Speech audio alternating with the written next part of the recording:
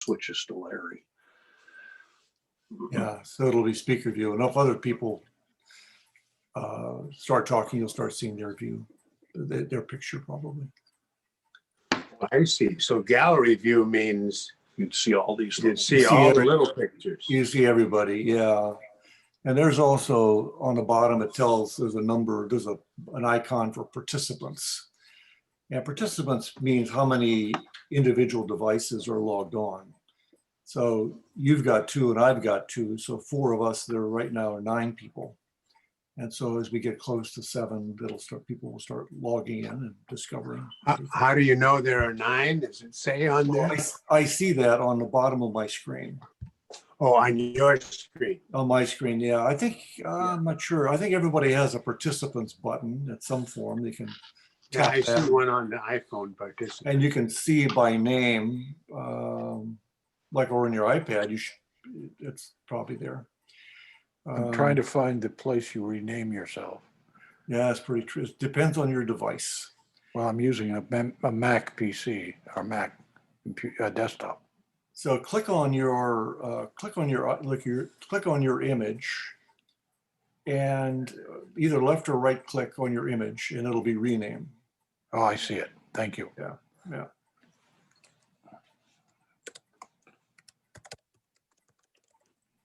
So, Jerry, welcome. Glad to see that you made it. Yeah, thank you. That's good. Yeah. So we'll continue to ask Where's everybody. Jerry Poindexter? Yeah. Hey, Hi, Jerry. Don. How you doing? I'm doing good. How you doing? Oh, hanging in there, by golly. That's good. How's things in Spokane? You got any snow? Well, I'm in Arizona. Oh, are you? Yeah. What you doing down there? Just on a vacation? Well, no, we're down here, for 6 months. Oh, are you? Okay. Yeah, no snow where we're at.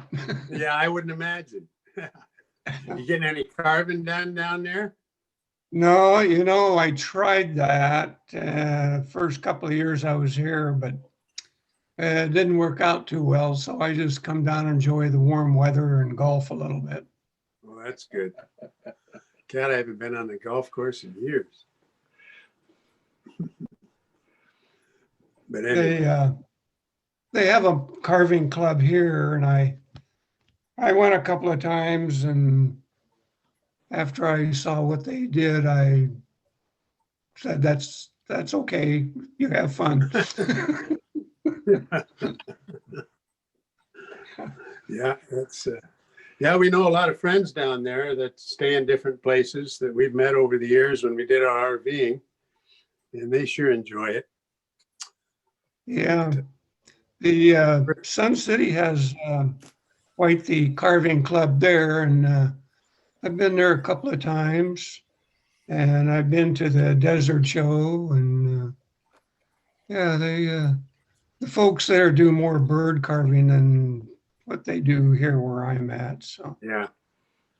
Do you How have you your been? own, do you have an RV that you take down, or do you have a place down? no, we about 8 years ago we bought a small condo here in Sun City West. Oh, okay. Yeah. Well, we're Oh, supposed that to way get we- snow this week, it says, here in Vancouver. Who? You? We are. No. Yeah, that's what they said. Holy cow. Yeah, maybe 3 days worth. Huh. They up in Flagstaff. Yeah, we haven't had that. Huh. Yeah. But anyway.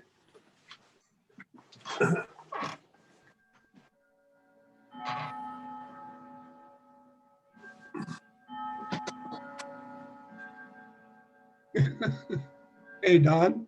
Yeah. And not this year. If we have a show, I probably won't be there this year. But the following year, I'd like to do a painting class for the novice carver. Oh, yeah, that'd be fantastic. Yeah. Yeah. Yeah, 'Cause as they're far as the the ones- show this year, we don't know yet for sure, but it's looking a little doubtful at the moment. Yeah, yeah. It's just the way things are going, and the facility over there has when they open up, it would be a real tough situation because they'd only allow so many in the building, and they have to wear masks, and there's a lot of things that we have to depend on the city, and we don't know what they're going to tell us until, and we have to. So we're kind of between a rock and a hard place. We don't know what's going to happen. Because if the city says no, Yeah. we can't. We could really be in a bad situation. So, Yeah, but yeah, that's too bad. yeah, it's Well, we really better is be too bad. safe. Yeah, Don, can you hear me? Yeah. Do you finish up your hawk? Well, there he is. No, I'm almost done with it. I've got some more painting to do on it. We'll show it here during the process. Great, I'd love to see it. Yeah, I put it together, but normally I'm working on painting it, but I went ahead and put it on the base but there's quite a bit more painting to do on it. How about you? You've been doing some carving, Dave? Trying to. Yeah. I finished up the osprey and I need to paint my whale. Well, good. And I'm getting ready to, believe it or not, carve a Sheltie dog for my Oh, son yeah. and family. They had a little Sheltie and it passed away. And he knew I did some he saw a dog I carved. Uh-huh. So he asked me, would you do that? And I said, oh, I'll give it a try. For family, it's hard to say no, right? Oh, you bet. Yeah, I've been doing quite a bit of carving. What else is there to do? Just Right. home all day. Are you Might as well are you going to be the speaker also with the Ward Museum Zoom? Jerry Harris. Jerry Harris is doing that. Very okay. Yeah. Yeah, since he's one of the officers, they asked me to, or Tom did from Waterfowl Carving, but I thought it'd be better to have Jerry, and since he's the chairman of the show. In the competition magazine, saw your wood duck entry. Oh yeah, it was in there. Yeah, I was pleased to see that. Yeah. It's going to be interesting this year. They've already put out information on either mail-in or it'll be photo entries this Yeah, year. it'll be probably a photo thing, I would imagine. They're also accepting mail-ins. Yeah. The photo thing is kind of a hard one. It's they didn't get as many people to participate on the last one as they hoped, but Tom didn't. But it was The quality of photo that you do makes a big difference. yes, it does. And he was hoping for more of the top-notch carvers, the big name carvers to enter. But they sure got some nice carvings anyway. But would have probably liked to have more. Okay, everybody, we're getting close to starting, so I'll just ask you to mute yourself if you can.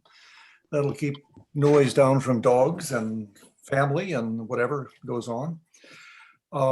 If you know how to rename yourself, could you rename yourself and add your city or location to your name so we can kind of know where you are? If you don't know how to do it, it's too complicated. You don't have to do it. It's just it's kind of convenient.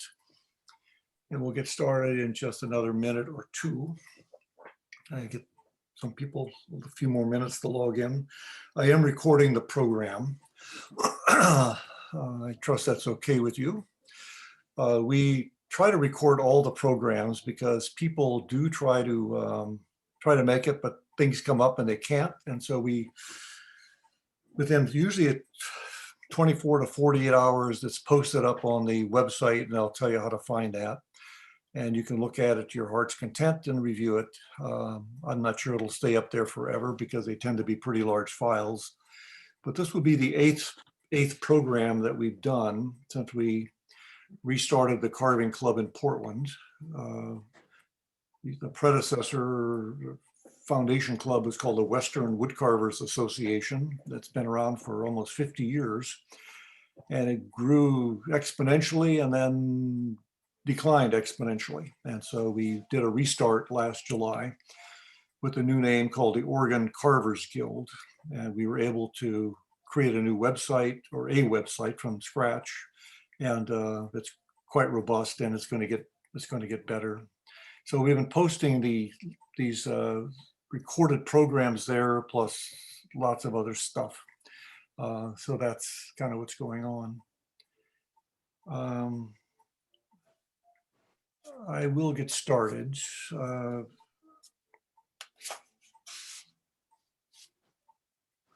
Those of you that are in the Portland area, there are 2 centers of carving here.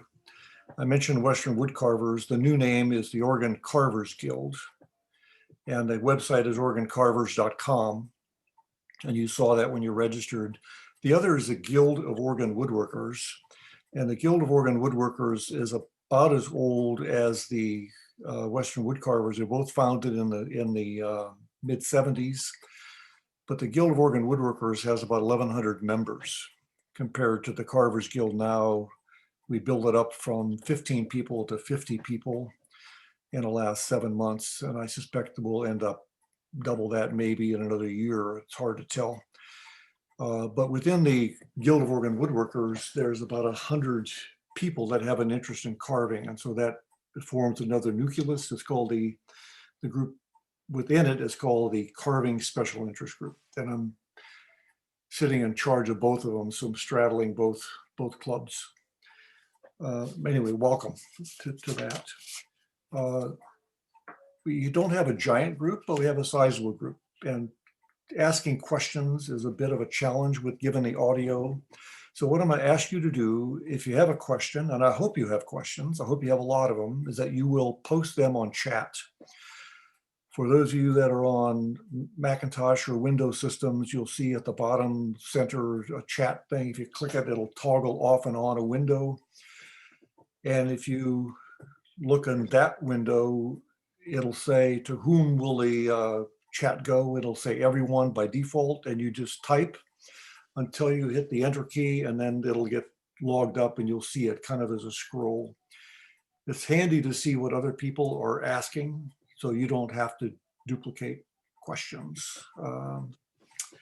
But I will monitor the questions that are coming up, and Don will, throughout his tour and presentation tonight, pause, and he'll take questions at points during the presentation and then at the end, and we'll stimulate as much dialogue as we can as we go along. I want to emphasize that we've been at this 8 months, but we're learning. Every time we do something, it's absolutely a learning experience, and I suspect some of you are in that same boat. Some of you more experienced than others. So we are patient, and I hope you are patient. And as I humorously say, you have a money-back guarantee on satisfaction tonight. So it's fun. We're doing a bunch of other stuff. We're doing these monthly programs on a wide variety of topics. They're always on the second Tuesday of every month at 7 o'clock. Don's presentation tonight is The World of Bird Carving is the 8th. Next month is a conversation with a blacksmith named George Blackman. Lives in Redmond. He's a carver, a sculptor, but he's mainly a blacksmith now. And he will talk about a variety of things related to his lifetime experience of how he sharpens, how he makes tools, how he reforms tools, how he rehandles tools, and those kind of tidbits. And then in the following month, Roger Crooks, who is well known in Portland, will be heading up a program on an overview of power carving tools. And we're hoping and expecting that there will be other people that are power users to share their insights and experiences as well. And then in May, we think we're going to have Jeff Harness do a 2-part series for 90 minutes each on the introduction to finishing, first on acrylics and then on oils.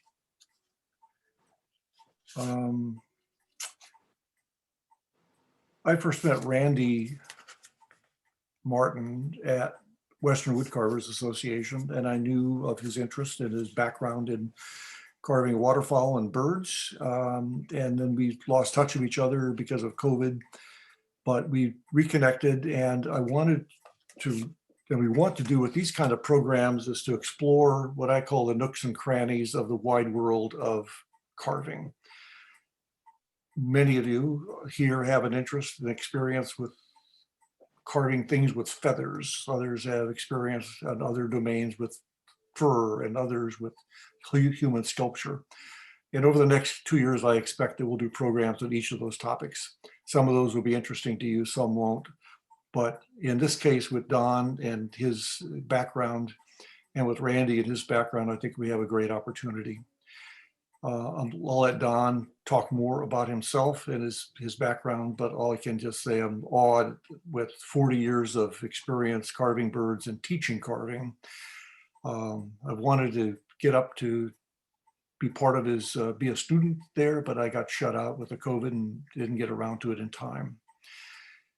So we'll take the plunge, and Don, I'll turn it over to you. And in the background that you don't see is Randy Martin is also in the same facility as at Don and his studio, and it will be operating and moving the camera around. We'll try not to make everybody seasick.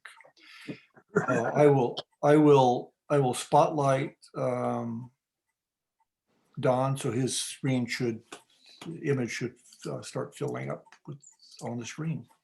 So Don, it's all yours. Thank you, Larry.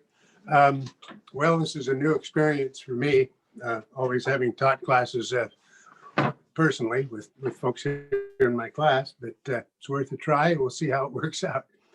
I've been at this for quite a while. I started back in about 1979 by making a trip up to the Forestry Center here in Portland. I am here in Vancouver, Washington, just across the river. And but anyway, there was we went up there to go to the zoo, and pouring down rain, and so we saw that there was a wild birds and wood show on at the Forestry Center. I had no idea what that was all about, so I thought, well, since it's raining, we'll just go over there.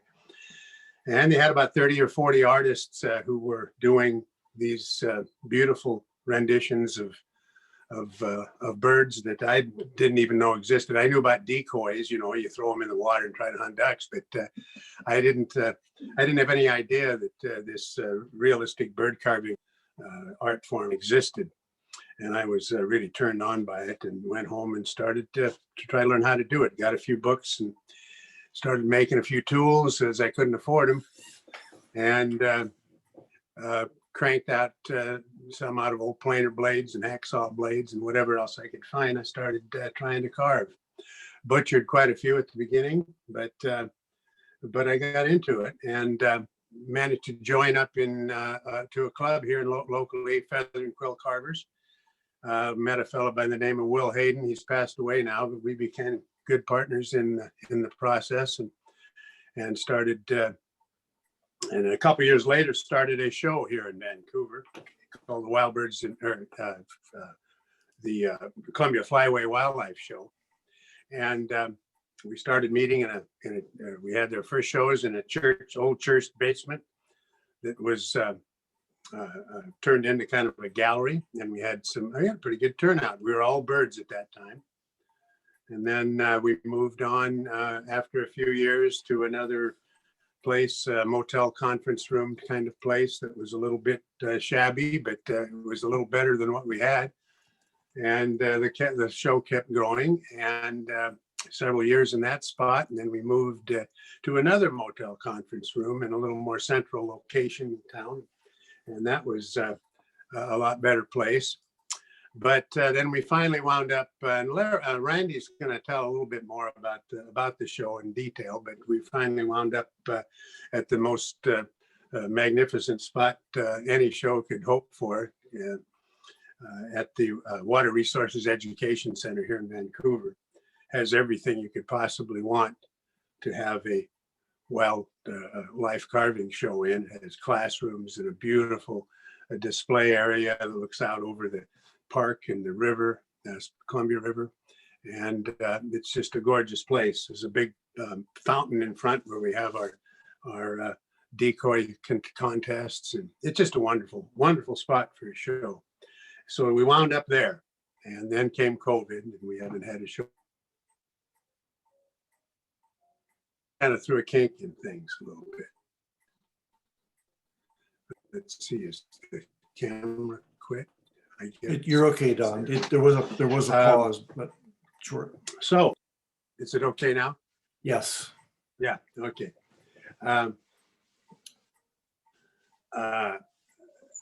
I started teaching the class about 2 or 3 years after I saw that show at the Forestry Center. I was pretty raw beginner myself at the time, but knew enough about it, I guess, to start teaching others. And we had classes over every Wednesday night over at Woodcrafters in Portland. We had to haul all our stuff over there. That was kind of a hassle. We did that for a little while.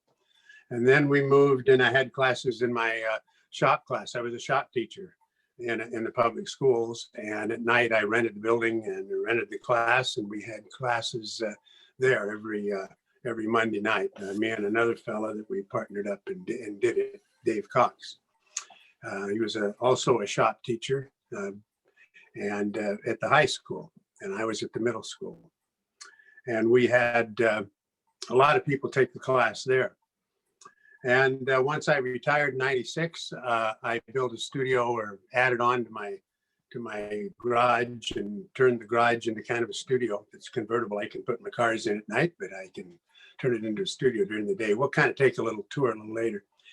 And so that became a place where I could have classes. I started kind of small, but right away wound up doing classes here on Mondays and Tuesdays, and taking about 6 or 7 people in each class, and it was doing 4 different classes. So that has been going on now here since '96, every year, and until we had to stop March of last year as a result of COVID. So I really missed it, and so this is kind of an interesting thing to try to do and get back into it a little bit. Anyway, I'm not going to go too much more into my history, but I thought I'd start out by showing since everyone out there has different carving interests and different things that they like to do.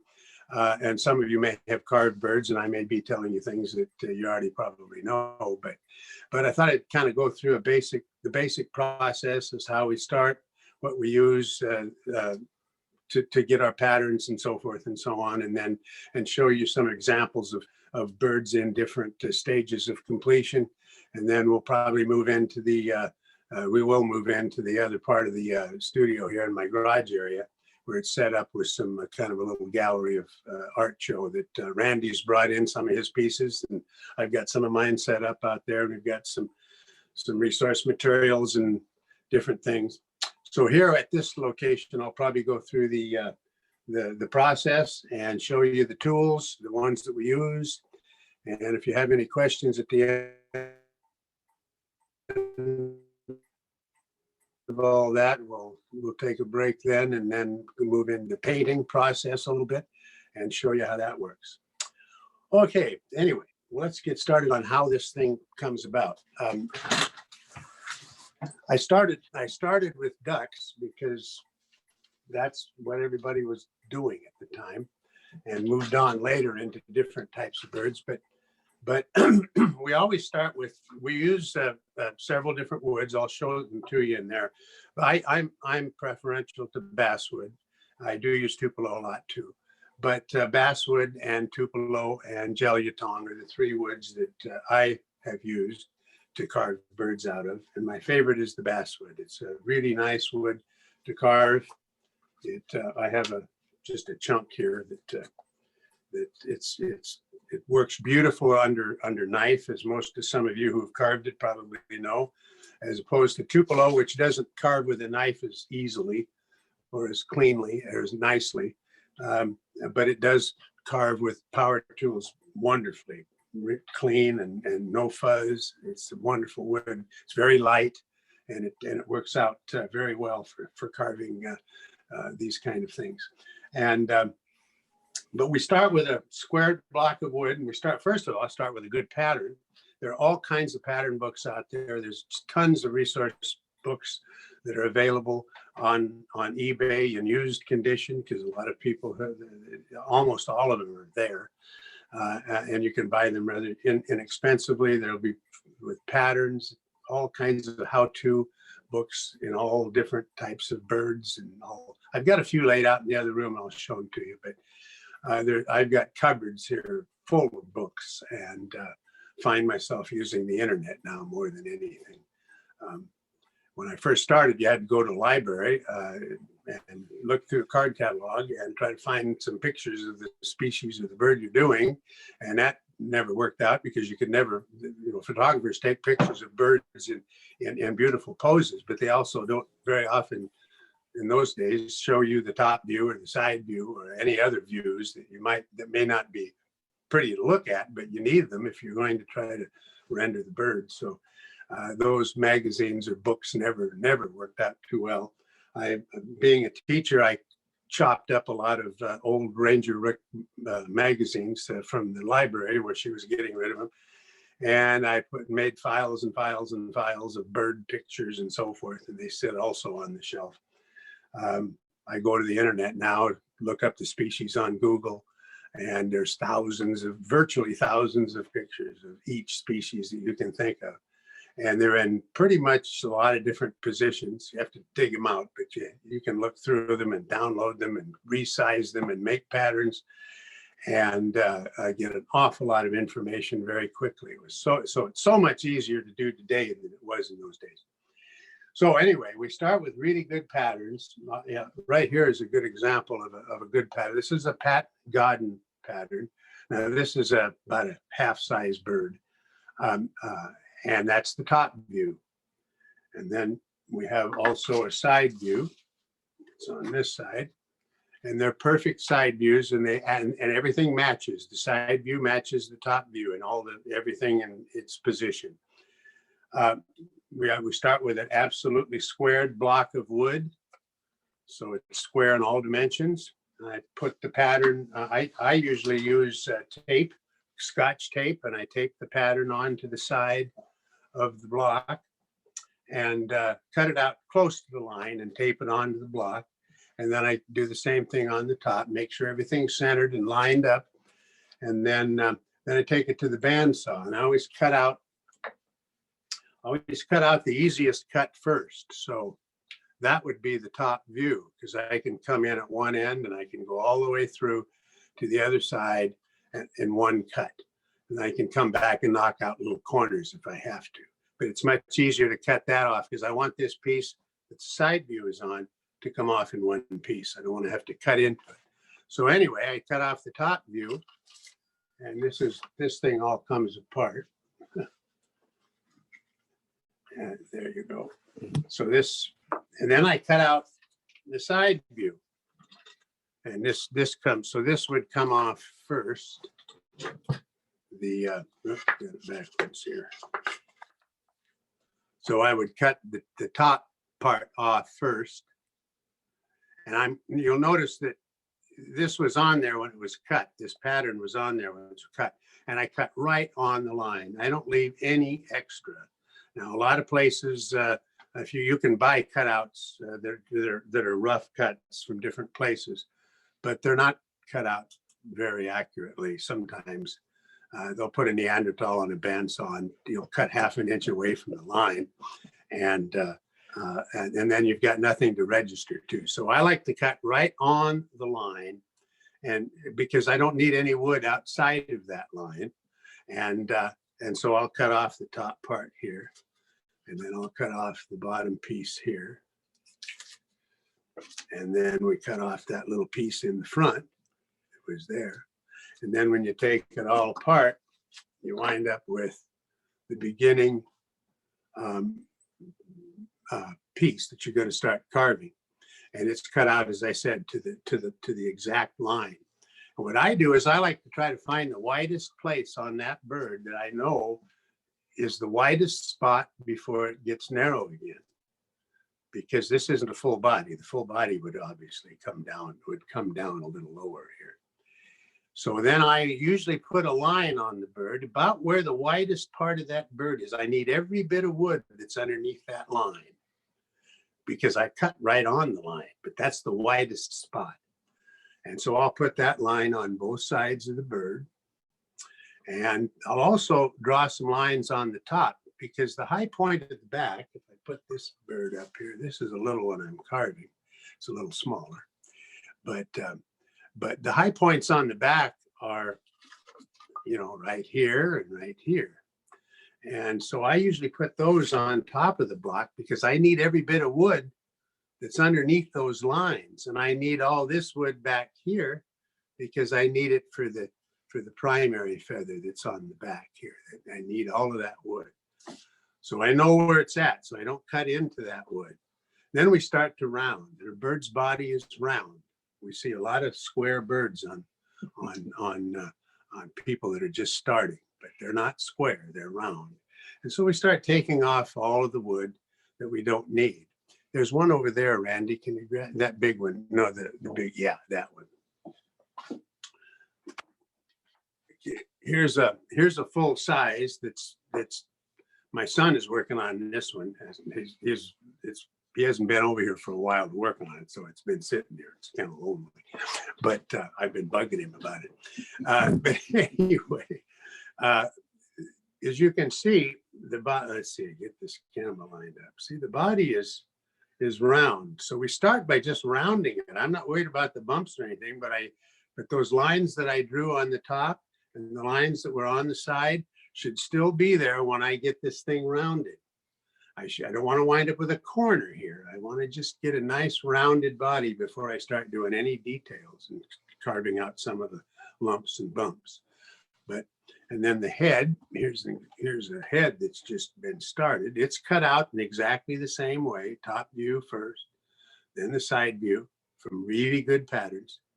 And then we have to start shaping the head. I usually take out the eye troughs first and start getting them down to where they should be. And then we'll start rounding the head and the neck and getting everything where it belongs. We usually carve it in two pieces like this, since it would be very wasteful of wood to have a piece of wood this thick. And basswood's kind of hard to find in more than 4-inch thicknesses anyway. So we cut the head out separately. That way you can turn it a little bit and one way or the other, doesn't matter. And then we can start to contour and shape the feathers. Now that's the next process. Now let me get rid of this stuff. Yeah,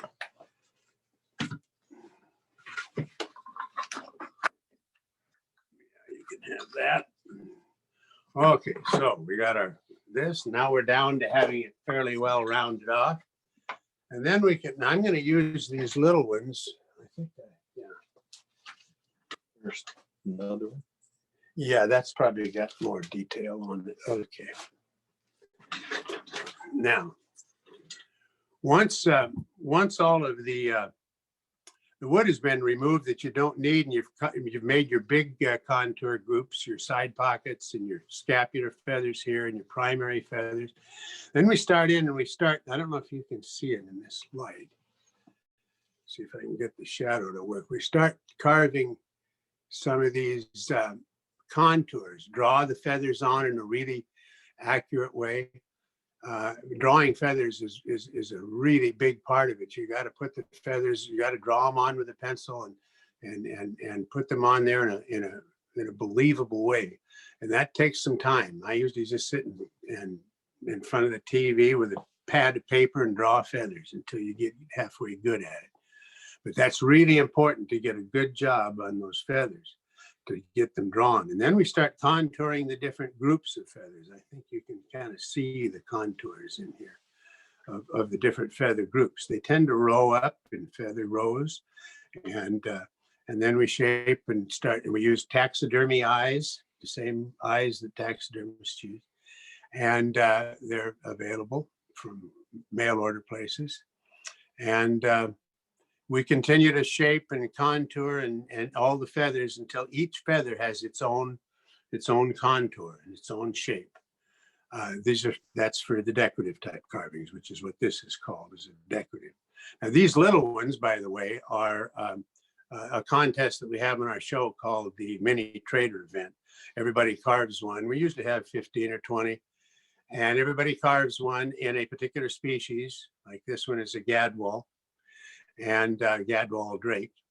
And everybody carves the same species, and you can carve it in any style you want, decoy style or whatever. And they're floated in the tank out in front of the show on Sunday, and it's quite an event. And then the winners are picked, and they're all hollowed out. I don't know, this one, you can hand me, there it is. This one is, you can see this is the one that'll be competing in the show that we're not going to have. And it's hollowed out, and then it's cap is put on the bottom. Usually put a little BB in it so it rattles, so that you know it's hollowed out. And then it's weighted, and a keel is put on them, and you wind up with a bird that's supposed to float carefully and correctly. And then we have the first, second, and third positions. And then the winner cannot take their own bird home. You have to pick another bird. You can't take your own. So the best position to be in is in second place, which I've done several times, which is because you get to pick the first place bird. So, and if you're first place, then you get to take second place bird. So that's usually a pretty good deal. Here's one here. This is a Gary DeQ bird that I bought, or I won, because he got first place with, I got it in the wrong place. He got first place with this one. It's just an absolutely gorgeous little canvas back. And he's a wonderful carver. You can't really appreciate the detail in the camera, but it is all the vermiculation on the side, which are the little tiny lines in the feathers. This is just a classic bird. He deserved first place. But anyway, I got second, so I got to pick his bird. And and that's what they look like. This is all hollowed out. It's got a keel on it, and it'll float properly and everything else. And they're supposed to self-right. So if you have to drop them in upside down. And if they stay that way, you're disqualified. So they're supposed to turn over just like a real decoy. And but anyway, that's the little ones. That's what they look like once they're all done. Anyway, then comes the process of texturing the bird. Now, if you're doing a decorative, if you're doing a decoy style, we have couple different styles of decoys, called working decoys. And then we also have in our show, we have decorative decoys, and we have what's called an IWCA style decoy. And we'll show you that when we get in the other room, what one looks like. And they're all different levels of detail in those particular birds. This is my pencil. I never lose it that way. But anyway, so we have all those different types of decoys, and but for the decoratives, the next step becomes texturing. And to texture the birds, we use several different methods. If you're using Tupelo, people generally texture that a lot with stones and things in the high-speed grinders, which we can kind of show, I guess. Let's show up here, Randy. Can you, see up here. This is called a Jesswine, however you pronounce it. It's made in Germany. They're a really high quality machine. This is a little older one, and they're meant to run 3 shifts a day, 24 hours a day. They're really high-end machines. My favorite, though, is over here. This particular one is called an NSK, and it's a little hard to see here. Maybe get this out of the way a little bit. This one has, this is made in Japan. I'm really partial to these because they're lighter weight. The Jess one is awfully heavy and a little bit built just way more than it needs to be. And that, but I really like the NSK. There's several different types of hand pieces. They go about 45,000 RPMs on a rheostat, so you can put it any speed you want. And there are many, many, many different styles of bits that we use to do power carving. I'll show you that. Just put it up in front of the camera here. Here's an example of, you know, some bits that we use in these machines. We can use these. I don't know how much you can see here, but these are really, really aggressive little carbide burrs that we can hog off a lot of wood really quickly. And then there's things like these are called ruby carvers. They have little bits of rubies embedded in the surface, and they come in all different shapes and sizes and styles and everything else. And they're for removing wood on a little slower, but much smoother and cleaner. Some of them have diamond coating on them. They're a little more expensive. There's all kinds of different ones. Some that you can put on a mandrel, little sanding discs that you can shape wood with. And then there's all these ceramic type stones, and we have you can shape these any way you want to shape them on a shaper thing here, and you can make them pointed or whatever you want to do with them. I use those a lot. But anyway, there's just way more.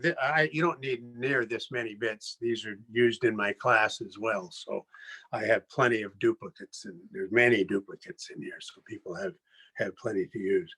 But they can be purchased a little bit at a time. They're not too bad, but they are a little bit spendy. But anyway, we use that to shape and contour feathers and do all kinds of operations with those high-speed grinders and the different bits. They come with different collets. You can put 1/8 inch, 3/32, 1/16, depending on what you put in the machine. So you can use, my dentist gives me his old bits. I got a drawer full of them in here. And when they're done with them, they're still plenty sharp for wood. They're all diamond. And I have one little machine here that runs on air. I honestly don't use it very much. I did for a while. And it goes 400,000 RPMs, which might seem like it's overkill, but it doesn't have any torque really. But it's meant for extreme fine detail. It touches the wood's gone. But you just use dental bits in these. But I do use it on occasion when I'm doing really small birds where you really like around the face, where you really want a light little tool you can hold in your hand and really get down. And we always use, of course, cheaters here. These are 8 power, I believe, and to get right down on top of it so you can see real well. But once I got this machine, this little guy here, Cascade Carver sells them, and they're where I bought it. But it's a Fordham, and it's a portable unit. You can charge it up with battery, and it'll run for quite a while. And I really like it. It goes about 40,000 RPMs, which is really about all you need. Smaller the bit, the faster you want it to go, obviously, for surface speed. But anyway, this one goes, I think, 50 or 45. And it's real light, nice little handy little hand piece that is really easy to use. It only goes up to 3/32, which is fine because you don't the 1/8 bits, you put them in the bigger machine. But these work really well, and I'm just sold on this little guy. Not a lot of torque, but you can take it anywhere you want. You can take it on your RV or whatever, carve anywhere you want. It even has a little pouch you can wear on the side of your body to carry the unit with. Another thing you'll have to have is, if you're doing power carving, is one of these air units that filter. I got 8 of them here in the 8 different workstations. And they work really well to keep the dusts and so forth away from having to breathe them. And so that's a good idea to have. Good lighting is extremely important because you're doing all these contours. you have to be able to see the shadows and be able to change the direction of the lighting. And that's, without that, it's really hard to see these contours. If you get light directly on a contoured surface, you can't see the contours. You got to be able to see it at an angle so you can see the shadowing. And it also helps you when you're painting, so you can see where the shadows in, because really when you're painting, you have to kind of paint in the shadows. Okay, so anyway, the next step after putting all those contours in the feathers and setting the eyes and doing all the detail work is the process of wood burning. Now, the wood burner, I'll get it out here so you can see it. Aim at that. Okay, this is a detailer. There's several outfits that make this unit, and it's I like these. They're relatively inexpensive and they work pretty well. I've got 7 or 8 of them in here, and you know, anything that'll go through these classes and survive is pretty good. And this one works really well. And it comes with a little rheostat. Where's my, here it is. No, grab me one of just the regular burning tip there. Yeah, that'll work. But they come, the handpiece, let's see here. There we are. It's kind of freezing up a little. I'm not sure why. This is going live. That's a little delay. Oh, so that, anyway, this is okay. Yeah. Anyway, this is the handpiece for that wood burner, and the blade on it is like a little razor blade. It has no thickness hardly to it at all, and it's sharpened up very sharp, and you can burn those little textures on the feather one at a time, one line at a time with these, and it's quite a process. You need to have magnification, and every single feather is burned to give it that texture. Hand me that little white bird there. This one? Yeah. This one might, since it's all white, let's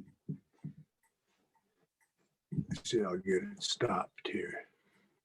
Since it's all white, you can kind of see the contours, but I think maybe you can start to see the texturing that's going on the surface of the bird. Every single,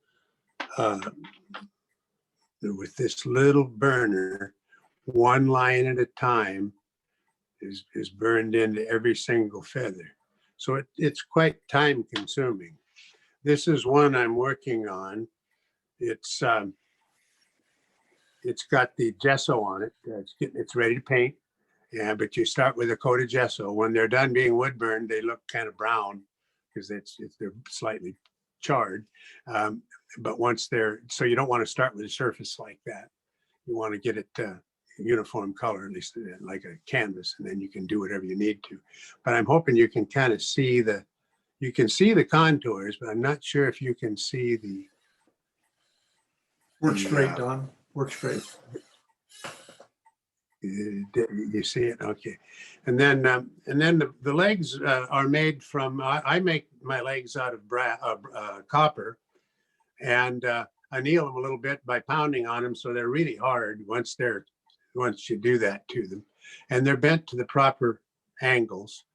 And then I make the toes out of solid copper. There's very little putty or anything in the feet. Many people use the puttied method of thin wire and covering it with a epoxy putty, and then using dental tools to put tiny little scales and things on the feet and the toes, and they shape the talon or the claw with the metal. It's in some use brass, some use copper, whatever, but they cover it with putty. I prefer to use the solid copper method. And I grind the copper, start with a piece of copper that's as big as a toe, and then grind out what you don't need, and grind in the scales and everything else. And then the little pads on the bottom of the toes, I use a little bit of super glue, a little drop of super glue, and a little baking soda, and you hit the baking soda on the super glue, and it immediately hardens. And then you can shape those little pads on the bottom of the toes so they look absolutely real when you get done. So these are just, see, this one still comes off. I shouldn't touch them. Once they're at this position, you never want to touch them with your hand because we use acrylics. Some people do, most people do. Oils, it's not a problem, but if you use oils, but if you use acrylics and you get any oil on that surface, we have some adhesion problems. So once they get to this point, I use white gloves to touch anything. So, but this comes off still. I've just got it on here temporarily, and I'll build the feet and do all that next. We usually use a base or make the bases. This is pretty much made, although it started out somewhat shaped like this, but it weighed about 3 pounds. And I knocked off all the bark and everything.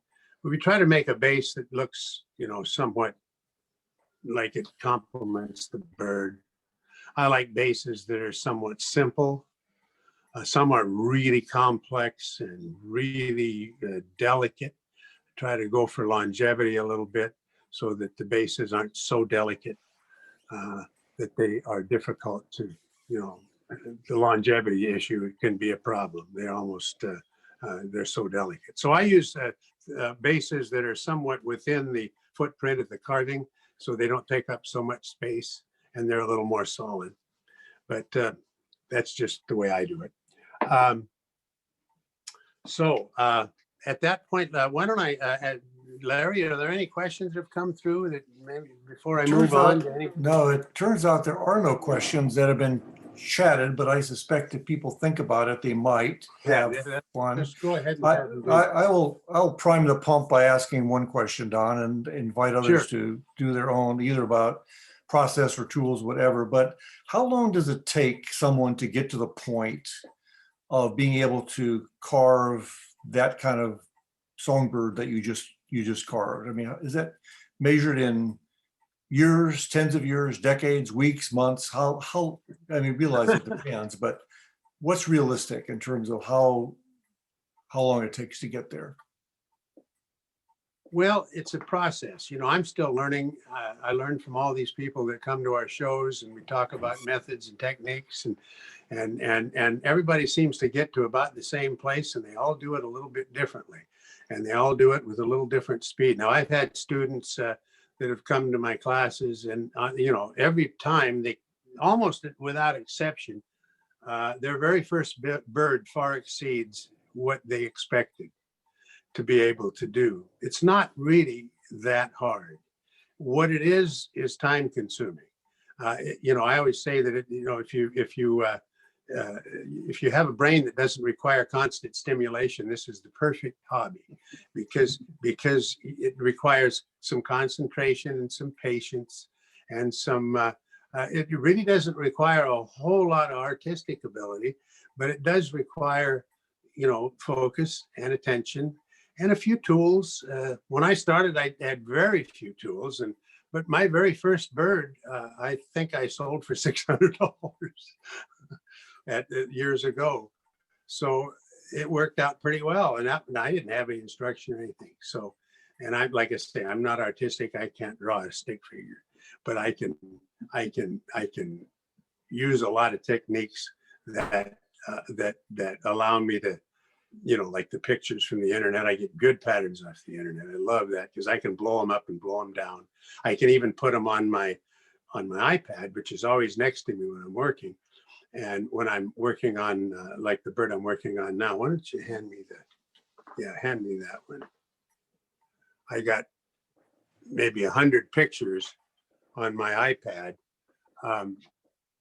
of this particular bird in all different angles. And he's ready. He's all contoured and ready to paint, or ready to texture. I'll show him up here. Here's this is a piece of old yew that I sawed off the end of a log and made and carved the log into the top surface.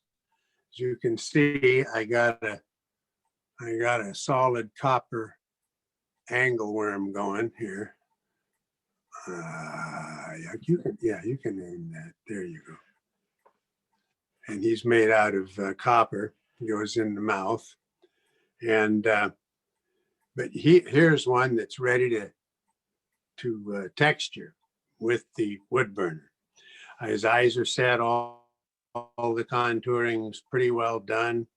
I can still take him off I can touch him, and then you can see the legs here. Don, there is a question about the copper, and the question is, what bits do you use on the copper wire for the toes? Yeah, I generally use just those blue stones. They're a fairly coarse stone, or any ceramic stone that's fairly coarse in different shapes to shape the toes, and then real fine little white stones with real sharp corners to cut in some of the scales and things. Like on this piece of copper here, that's the worm. I've got all the little ridges in it, like a worm has. That spent like all day long on this damn worm. But anyway, that's done with that little files. I have these, we use those quite a bit, these little file sets. They're little diamond files. You can buy them, they're cheap.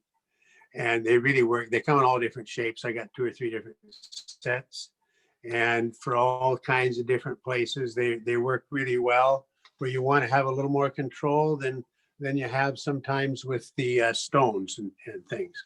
But anyway, as you can see, this one is ready to go for his texturing process. This is a varied thrush. And the eyes are all set.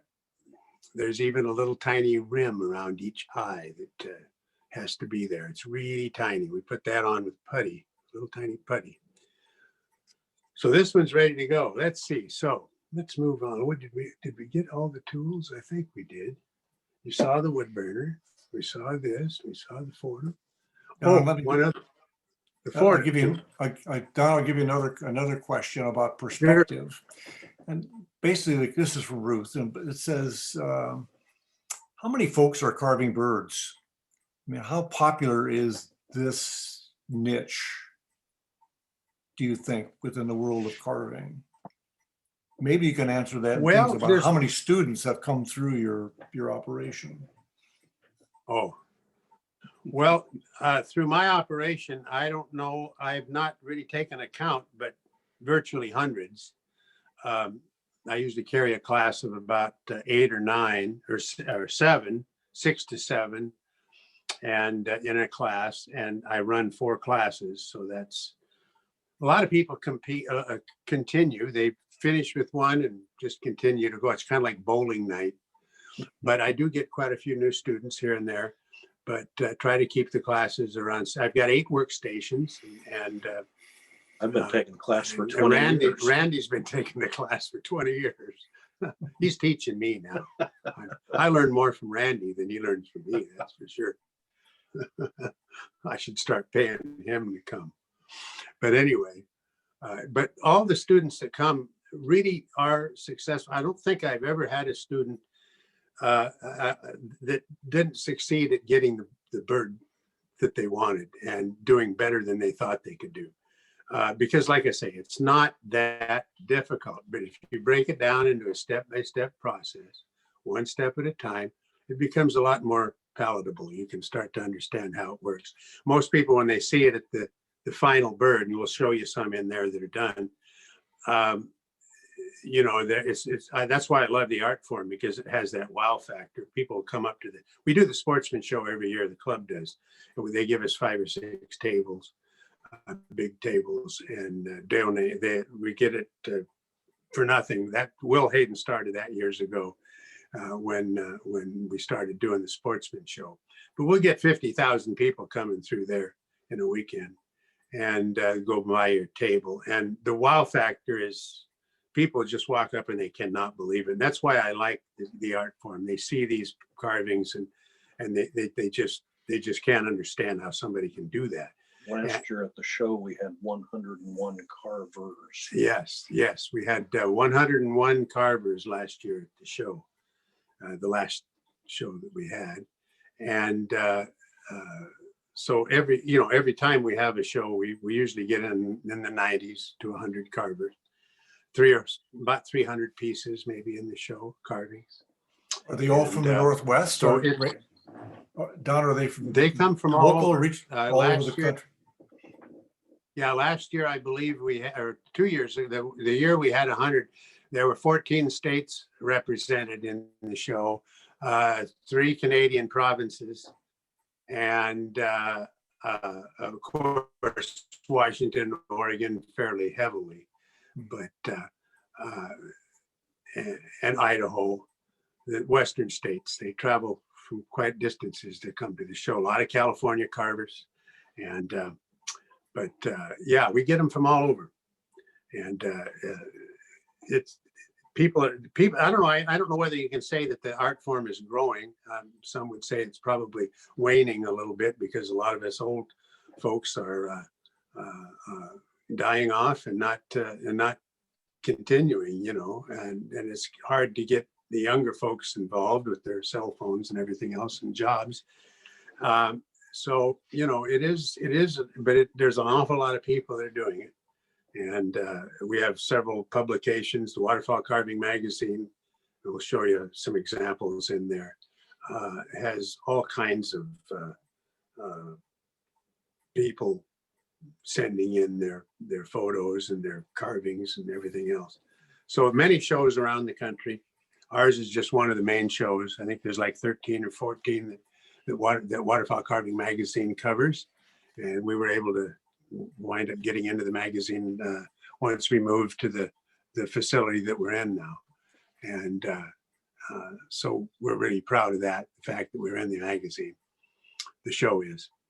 Well, Don, And, let me try a different take and then you can move on. But Sure. between the bandsaw and the NSK and the wood burning, is there any role for hand carving tools? Is much of it done by hand tools? Oh yes, I have a whole drawer full of them out here, and I still use hand tools a lot, probably more than I use anything, especially for things like when I'm taking the wood off of that round or that square duck.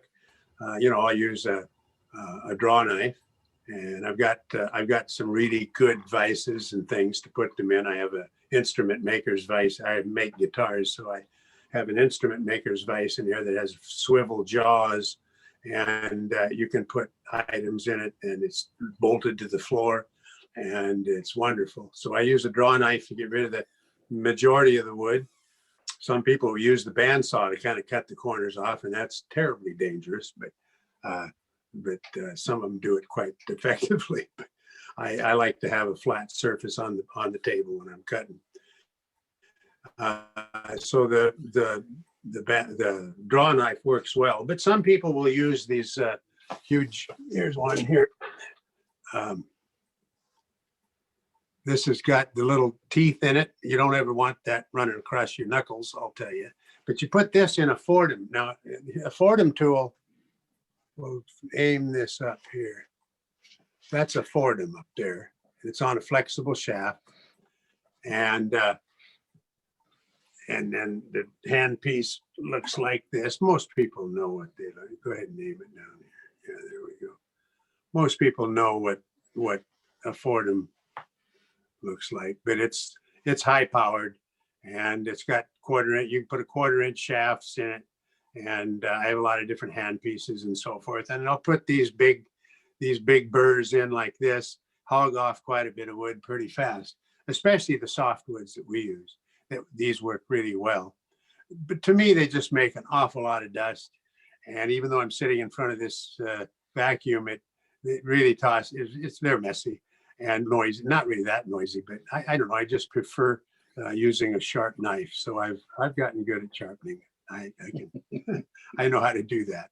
And the arthritis in your hands sometimes gets you down there, but carving with a knife is really satisfying to me.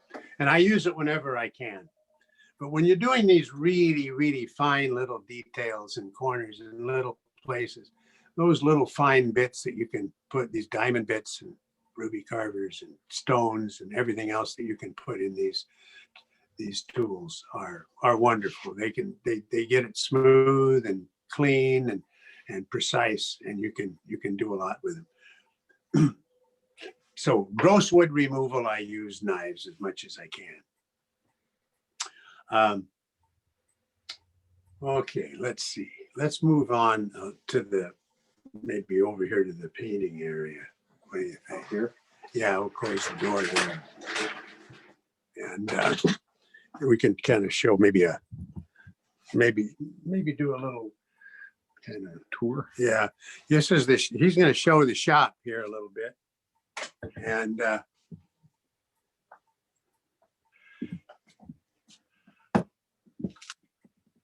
let's see.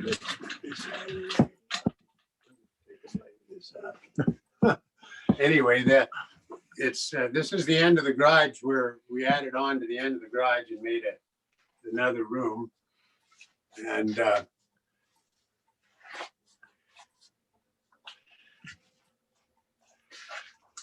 nice and slow, yeah. And then go down this way. It's kind of a mess right now, but we'll put it over here to the workstation here.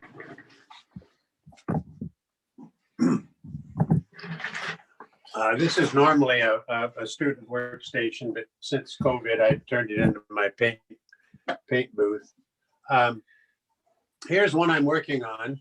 This is a Cooper's Hawk, and everything is made. This is not a real fence post. This is all carved, and any carving in like the open category or in the intermediate category. No, I guess just in the open category. You can't use naturally found things like a piece of driftwood or something. You have to change it in some way or carve it or whatever. So this was made entirely out of a piece of wood, and then the basswood, and then carved with V-tools and so forth. And to get that kind of gray look, if you take a piece of basswood and if you take a piece of steel wool, fine steel wool, and put it in some vinegar for a day or two or three, and let it kind of marinate, and then take a cloth and put it on any wood. I don't care what wood it is, but basswood works beautifully. It'll turn the wood dark gray right away. Let it dry, and you've already got the gray. And then you can use paints to kind of accent and do other things. The nails are made out of wood, these square nails. Barbed wire. Where's that piece of, here it is. This is kind of interesting. I don't know if you can see the barbed wire here. The name of this carving is, almost tipped it over. The name of this carving is Young Coop on Stubby's post at Old Moff's farm. Old Moff was a dear friend of mine. He's passed away, but he was a kind of a frustrated farmer, but he was a crop adjuster. And for years, he went around, he was a teacher, but during the summertime, he was a crop adjuster, and he'd go around to farms all over the Pacific Northwest and investigate crops and pay farmers for their losses and so forth. But he collected barbed wire, and he had over 400 different types of barbed wire patents. And I guess there's over 1,000 patents of barbed wire, but this particular one is called Stubby's small plate. This is an actual piece of it. Harold told me you spent $100 on that piece because some of it is really rare. This is a very rare piece, and I've got several others of his that he loaned me from his collection. And this is called Stubby's small plate, but you can't use the real wire, so you have to make it. So I made a piece and made it look like it was rusty, and wrapped it around the post and made it look like an old thing. And here's a copper nail that I made. It's got a wooden head and all of that. It's in here somewhere, but anyway. So the Stubby's post is the name of the barbed wire, and A young coop means that he's a yearling. The Cooper's hawk, when they mature, looks entirely different than this bird. He has a gray head and red eyes and just entirely different, like it's a totally different bird. But this is a young one, and I probably have, I don't know, 1,000 pictures of this bird. He sits in our apple tree out here, and I've got a really nice spotting scope with a camera that attaches to it. And I'm able to, photograph him for hours. So I've got tons and tons of pictures. So I felt I had to do this guy. And there's an example of one of the pictures that I took. And, I'm trying to emulate that same situation on the bird. Pictures like this are really, really helpful. This kind of faded, but they're really helpful when you're doing, the details that you're trying to get like up close and everything. This one has a long way to go in the painting process. I've just got a lot of detail work to do in the face and the head, but that's a little more involved. There's a lot of hours in that bird. And A lot of hours in the habitat. yeah, a lot of hours in the habitat. The toes just poke in there. That's a copper toe. And carved with I actually have a casting of one of their feet. So you just copy the casting, make it look the same. And this, by the way, is this bump. I was telling you about the super glue and baking soda.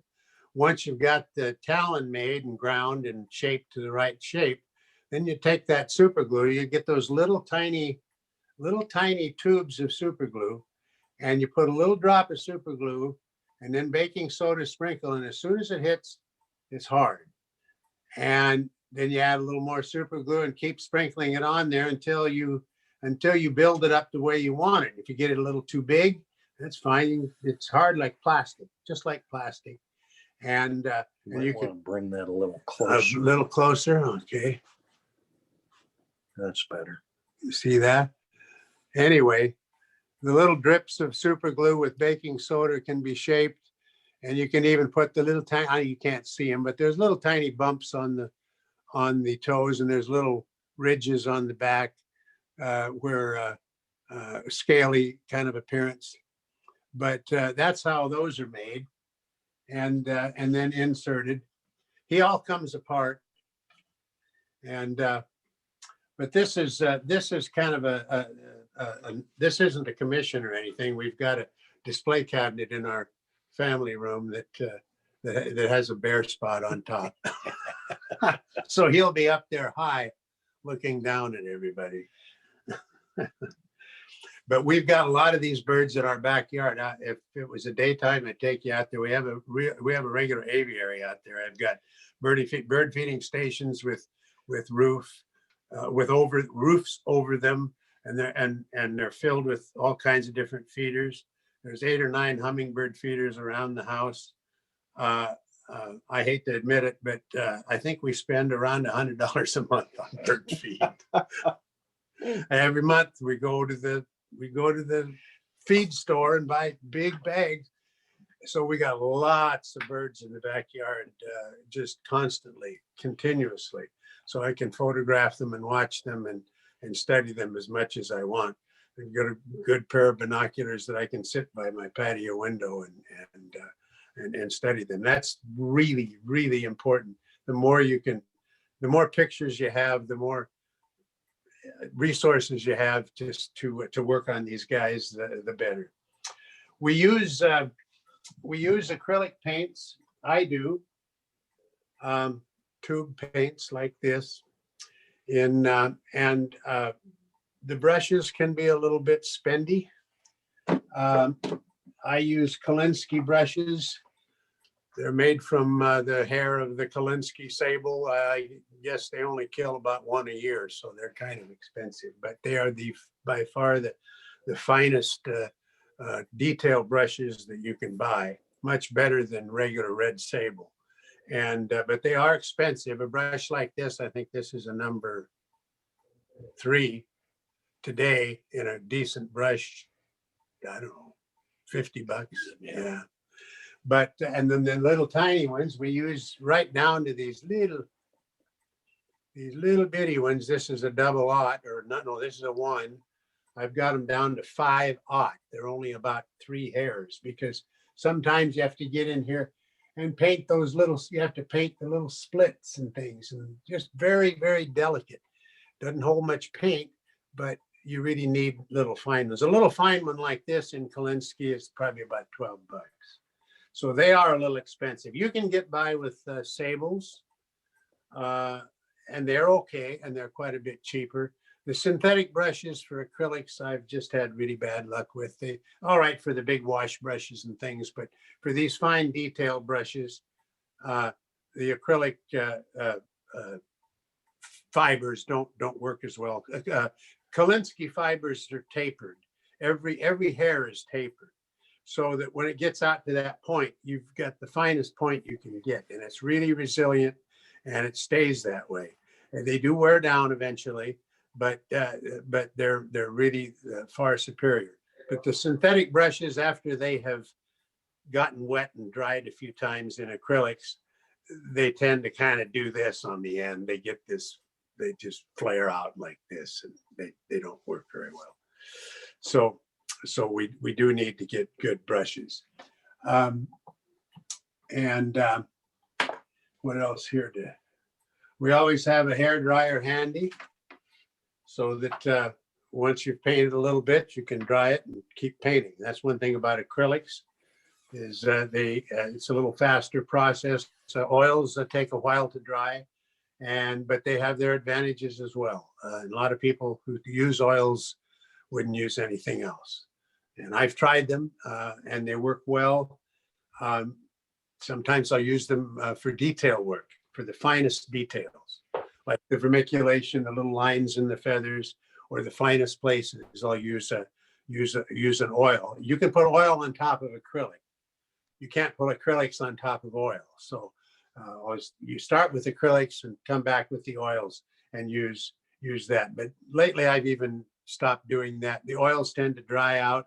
The not the tubes, but the what do you call it? The solvents that you use with them tend to dry, and you're just always replacing them, and they're expensive.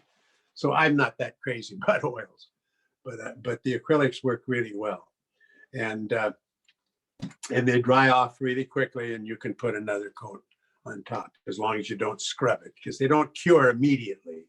Even if they're dry from the hair dryer, they're not fully cured for a day or 2 or 3, because if you scrub it a little bit, it'll loosen it. So you got to let them kind of cure for quite a while before you scrub it. But you can still paint over the top when they're dry from the hair dryer, as long as you're not going back and forth on top of the paint. But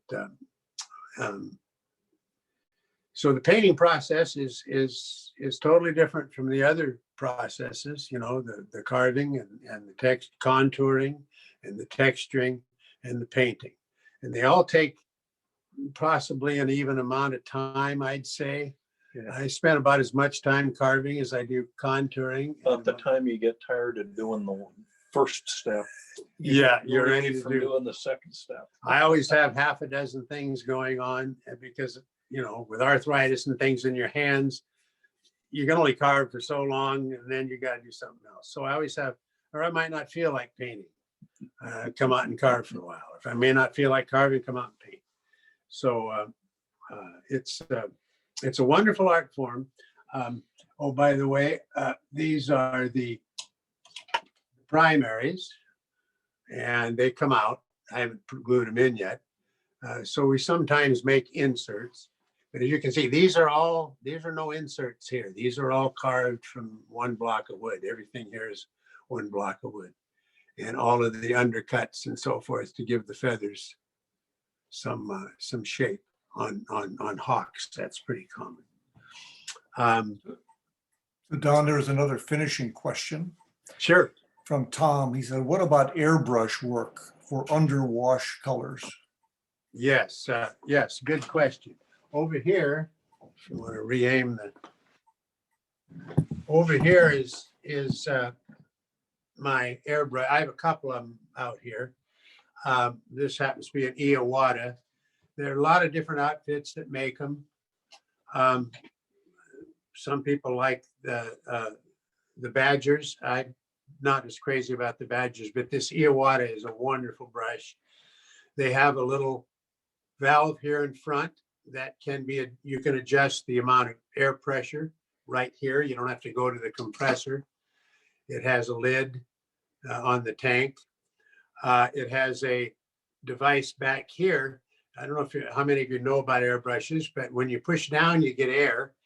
And when you pull back on the trigger, you get paint. There's a little needle that comes and plugs the hole here, a tapered needle. And when you pull this back, that tapered needle comes out of the hole and the air can grab the paint and push it out onto the surface. So the farther you pull this back, the more paint comes out. So you can, this is on this particular brush, I can set this device here to allow me to only pull that trigger back a certain distance. So I get the same amount of paint every time I hit that stop. So I can tighten it up a little more and barely, I can actually write my name as if I was writing with a felt tip, a small felt tip. When you get it really tuned down, you can get down this close with it and you can do quite a bit of really fine work. And then usually when I'm, there it is. I'll use things like paper masks. Like if you want to shield the front edge of a feather and paint or shield the back edge of the lower feather, and you want to darken the edge of this feather, you can lay that against the surface and you can spray your airbrush, and if you hold it a little ways away from the surface, you get a soft edge on your surface. If you lay it right up against the surface, you get a hard edge, as if you'd put a piece of tape on it. But these, I've got these in all kinds of sizes. Show that on the, Yeah, if you put, let's say I want to lighten the edge of a feather. So I've got these in all different sizes. I've cut them out different shapes and different sizes, and you can put them like this, and you can, although this was done with a brush, a regular brush, but in some situations you can do this, and you can just lighten that tip a tiny bit with the airbrush. And that's what's so nice about airbrushes. They really, really give you that soft look. If you don't overuse them, some people can overuse them a little bit and they start looking a little surreal. So you have to use the airbrush for some things, blending different areas. And like, I don't know if you can see here, there's kind of a dark, this little dark band across the feathers there. That's actually there on the real bird. I think you can see it on this picture. See, I don't know, can you see the dark band coming across the feathers here? So that, that's perfect for the airbrush. I'll get down about like this and set this little device so it's just a tiny bit of air is coming, or tiny bit of paint. And I can just lay those little dots or those little light spots, little dark areas in there with an airbrush. Most of this was done with an airbrush, and the soft joints. There's a lot of work to do here. This is not detailed yet, but the splits and all that. But I've got the basic colors in there, and that was done with an airbrush. And I used where did I put that little piece?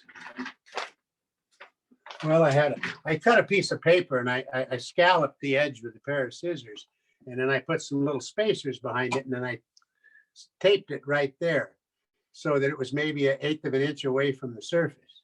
And then when I painted around that scalloped surface, it softened the edge. As you can see, it's not a hard line like you'd used a piece of tape. It's a soft blend between the gray and the brown. And you can do that by holding your mask a little bit away from the surface. And there's all kinds of things you can use. I've got all these different, shapes and places. You can always find a curve that you need if you want to protect the edge of a feather. Take a, or if you, even if you want to spray through something. Where's I got so many of these in files everywhere. Oh, here's one.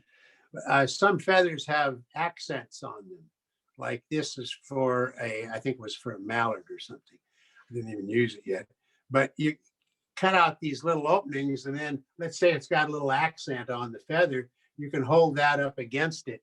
If you hold it right against it, you get a real hard edged, like no blend at all. But if you hold it a little ways away from the surface and spray through that, it'll make a nice soft accent mark.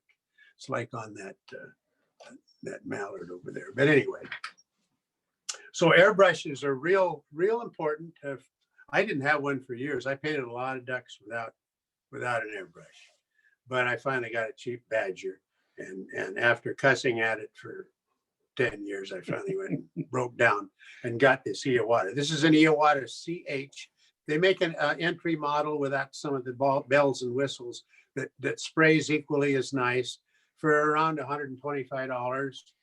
This one is getting up there around 300 for this particular brush, because it's a little more fine-tuned and it's got these extra features, and it's their Highline model, they call. But it just never hiccups. It really works well. A cheaper airbrush a lot of times will spit, and there's nothing more disappointing than you've got a nice surface and you're trying to get a little bit of a tone airbrushed on, and it spits out a little bit of a dot, and they're hard to get rid of sometimes. So but the Badgers seem to have that trouble. I'm not sure why, but they do. But this one doesn't. These Iwatas are great. So Don, I'm going to. Some of the top name carvers. So go ahead. So Don, we have plenty of time. I'm going to suggest we take a 3 or 4 minute stand-up break for everybody. If you want to transition either physically or mentally, let's do that. But I've got 8:19. Let's just kind of reconvene at 8:25, and then we'll. Okay. Let's just make a break. Whatever you need to do, just stand up. Our experience and everybody's experience is this stuff gets pretty tiring after a while. So if nothing else, just stand up. Okay. And then we'll go in after this to the other room. And just a quick, we got a little gallery set up and a few of the books and things to show you. And, that'd be great. And then we should be pretty well done on for a basic introduction anyway. Yeah, sounds great. Okay. I will point out that Doug Rose from Idaho said of about 60 members in the Idaho Woodcarvers Guild, we have about 8 who carve birds regularly. Uh-huh. So thank you, Doug, for that. Okay, take a break. Go ahead and take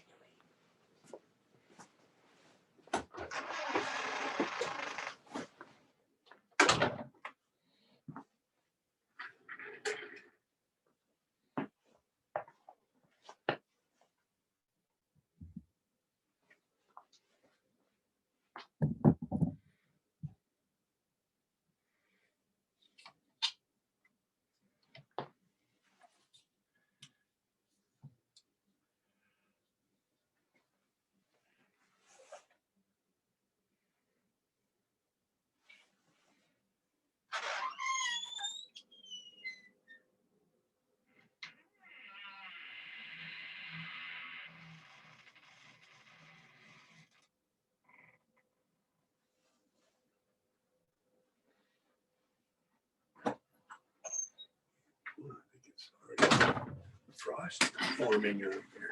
Yes, sir. Okay, let's move it in there. And I think we've pretty well covered it in here. Where do you want to start? I couldn't believe it's already 20 after 8. Where do you want to start here? Middle.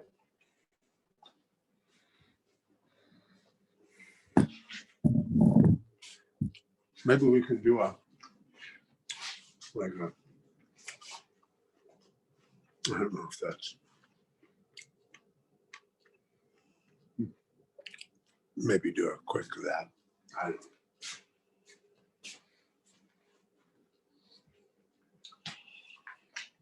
Why don't we go ahead and then do the gallery last? Save the best for last. Okay. Then we can do that.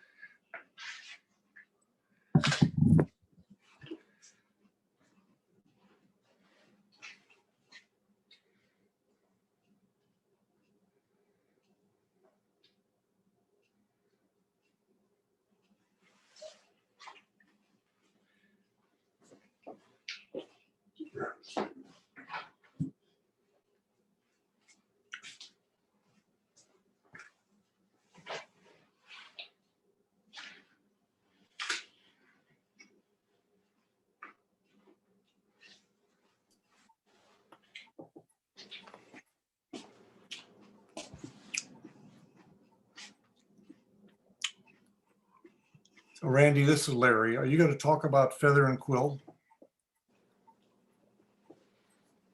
I'm sorry, what'd you say? Randy, this is Larry. Are you going to talk about the Feather and Quill Club? Sure. Yeah, okay. Okay. At some point, not now, but when we get. As soon as we get through. through in here, then we can, then he can go ahead and tell a little bit about the show and the club. Okay.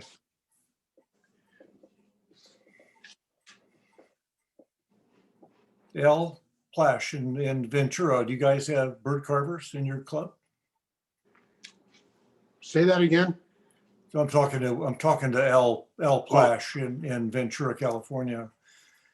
You're muted, L. We have a very good carver, bird carver. He's a retired dentist, and just getting better and better. Taking classes all the time.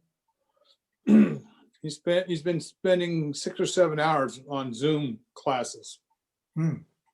So, and he tends to carve over and over again. He's really good with power tools. I mean, the power carving tools. Has a good touch. Yeah. And Bob, I'll ask the same question to Bob Hutchinson. In your neck of the woods, Bob, do you have many bird carvers, or are you one yourself? Bob Hutchison. Yeah, can you hear me, Larry? Yeah, I can. Thank you. No, actually, we do not have in the Tri-Valley anybody. There's been a couple guys who have carved birds, but not consistently. Okay.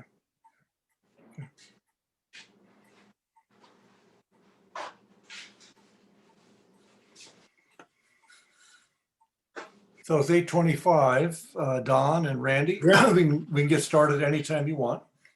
Okay. I'll turn the spotlight back on you. Okay. Okay, there you go. Okay, I got it set up out here. Let's see, you can run that. Here, let's start at this end. Are we all ready? Yeah. Okay. Well, on this table here, I've set up a few items that we need in the bird carving process. These are called study mounts or study skins. They're done by a local taxidermist here. He's a little slow in getting them done, but he does do a beautiful job. They're just stuffed. This happens to be an eider. And which eider is this? I can't remember. Anyway, King? is it a king eider? I don't know. I'm not an expert on eiders. I've never carved one, but this is a big bird. And I got this from a fellow that hunted him. And he sent him to my door the other several years back in a big box of dry ice. There must have been 6 of them in there. I don't know why he sent 6, but we gave them all away and everybody got one. But anyway, he does them with a wing out, so you can kind of see how that's done. And then one wing shut, and with one side of the tail spread and one side normal. And these are wonderful, not so much for a reference for shape, but a reference for painting and for feather detail. And but for painting, if you've got a good one, there's nothing more valuable to have than a study skin when you really want a good resource. Here's another one. This is a harlequin drake, cute little bird, but he does them all beautifully like this. I keep them in a bag and hang them up. The woods that we use, I mentioned in there, Tupelo. This is a piece of Tupelo. It doesn't weigh hardly anything. I mean, it's just this whole thing, I don't know, 8 pounds, maybe 7, 8 pounds. It's not very heavy. Like I say, it's like a closed cell sponge more than it is wood, regular wood. If you hit this with an axe, it wouldn't split like basswood. Basswood would just pop right open. It almost breaks off in chunks. So it's more like a closed cell sponge, which makes it carved really beautifully with power carving. Clean, no fuzz, no nothing. Really nice. And this is basswood. This is some of the finest you can find here from Heineke Bass Woods in Wisconsin, I guess he is. And you send away for him and he mails them out to you. Perfectly squared, air dried. Air dried basswood is the best. Kiln drying on basswood kind of case hardens the wood, darkens it, and makes it harder to carve. Air dried is just wonderful. You can't get better wood in my view. I don't have a piece of jelutong out here right now, but it comes from Malaysia. It's similar to basswood, only it has an open grain structure that is a little bit difficult to deal with. It also has pitch pockets in it sometimes. You never know where they're at. You'll run into them. They often can be in some really bad spots. So I've come to prefer the basswood. This is just a few of the books that we have available. As I said, you can get them used much cheaper than new, and I've got cupboards full.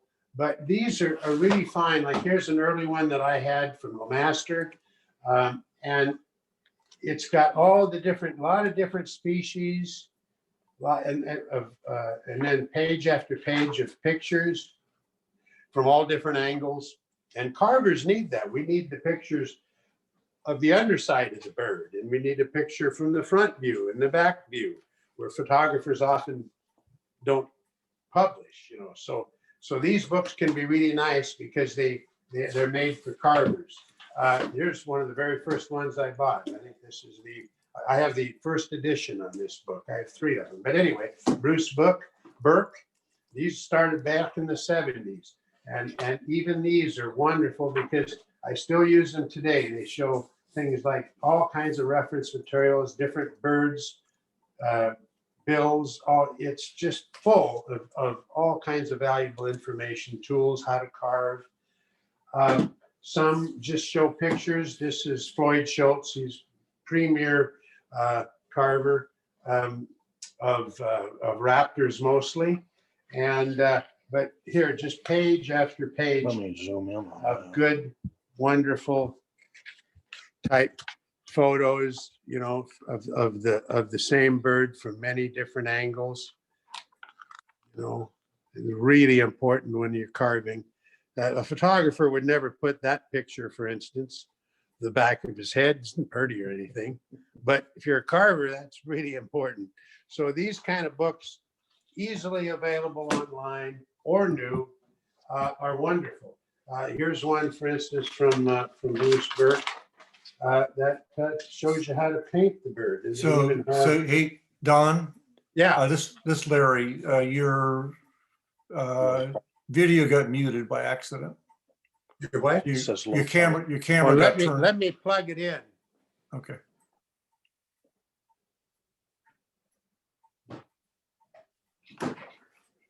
Chances are it turned stopped the video, so you might have to manually turn it on.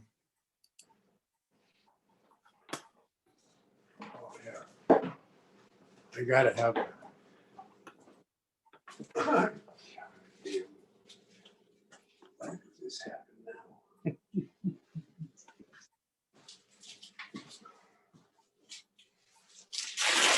Just a second. In the meantime,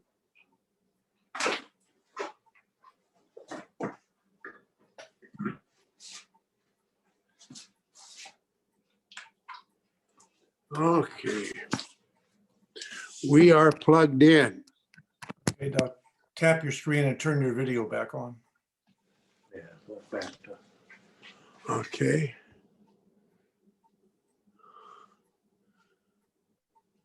There you go. There you go. Okay, let me hang this over because it's got the weight. Okay. So this is a great book. It's got all the painting pictures and tells you how, all the different mixes and so forth to get the different parts of the bird, and also pictures, patterns, full patterns of the bird, front views, side views, everything. And there's just tons of these books out there. These are really great pattern books. For instance, I was telling you about these are garden books. These are still available. Some of them are kind of rare now; they're hard to get. But you can see the full size pattern, what it looks like. Front view is really important. Good side views, different head choices, whatever you want. And some of the patterns in here are really challenging. Some are simpler.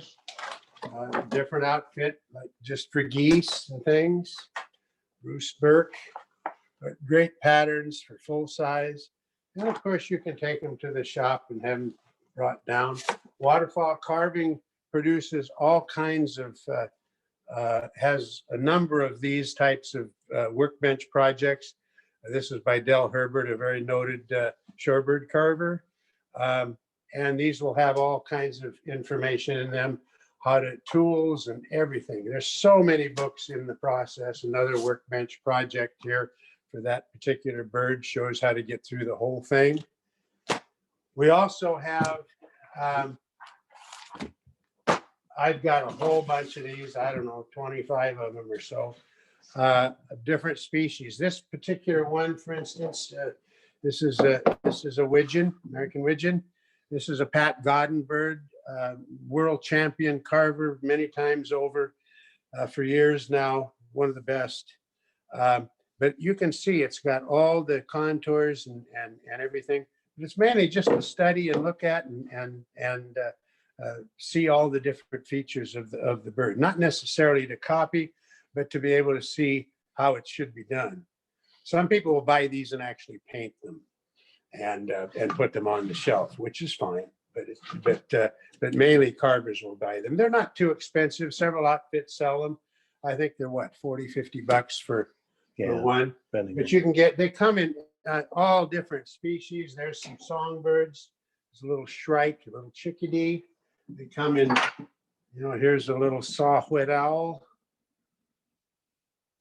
And all of these, this is done by Jerry Simchuk right here in Spokane.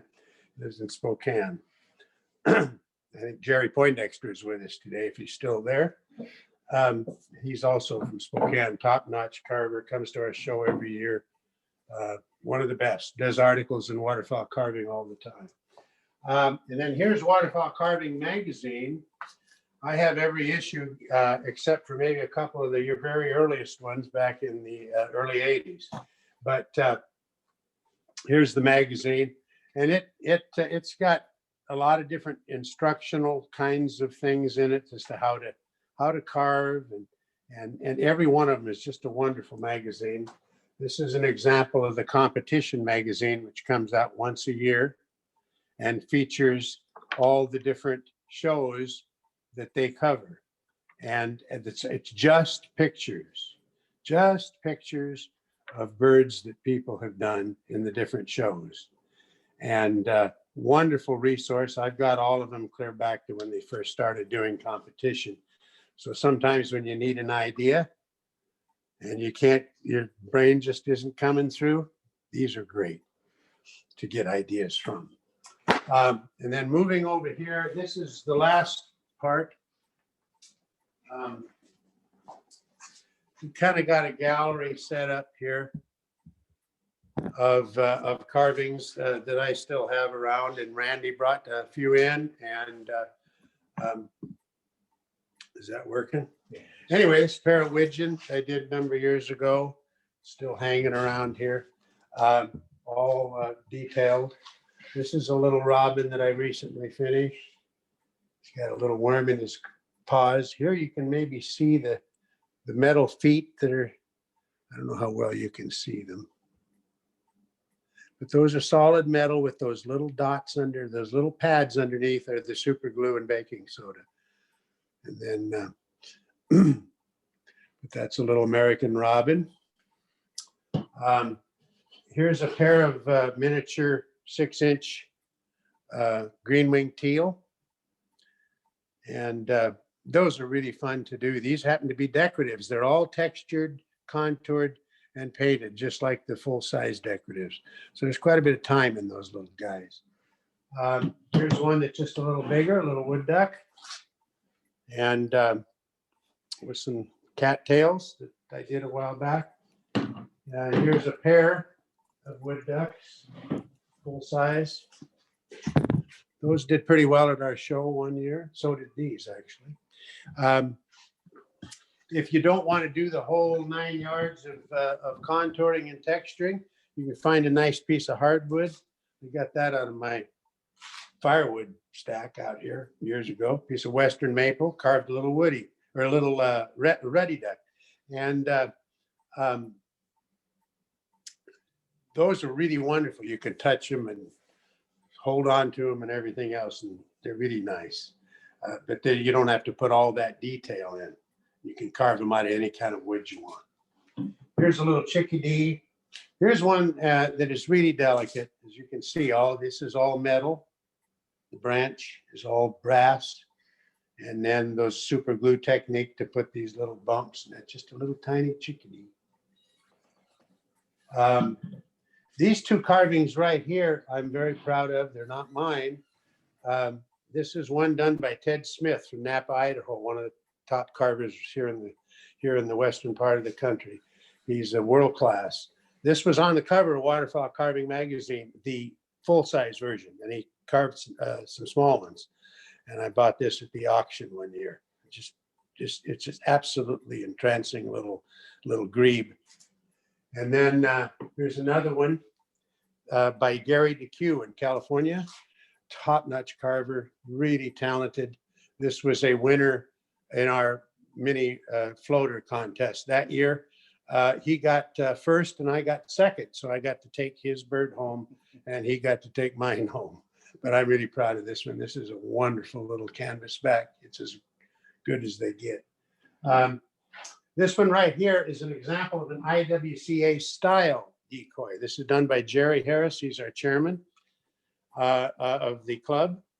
He's once again a wonderful, great carver. Now this is not textured, but it has, you can see these little lines here. That's done with thick gesso, and then they use a comb, kind of like a comb that they run it through that gesso and let it harden, and it leaves these little ridges in the surface. And then they'll take a dry brush, paintbrush, and put a little dark paint on it and dry it out really dry so it just hits the tops. And they'll take and rub it across, and it leaves the vermiculation lines all over the bird. As you can see, there's a lot of vermiculation on this guy, but they're beautifully painted. This is just a wonderful bird. These are put in the tank. They're floated. They have to self-right. They're hollowed. And this one won the Feather and Quill Purchase Award last year, and will be auctioned, or not auctioned, but we sell raffle tickets on it. Beautiful bird. Coming over here, we're into Randy's. This was probably the finest pheasant we've ever had in the show. We've had quite a few of them. He did this several years back. Wonderful, wonderful piece. The paint job, just outstanding. Everything about it.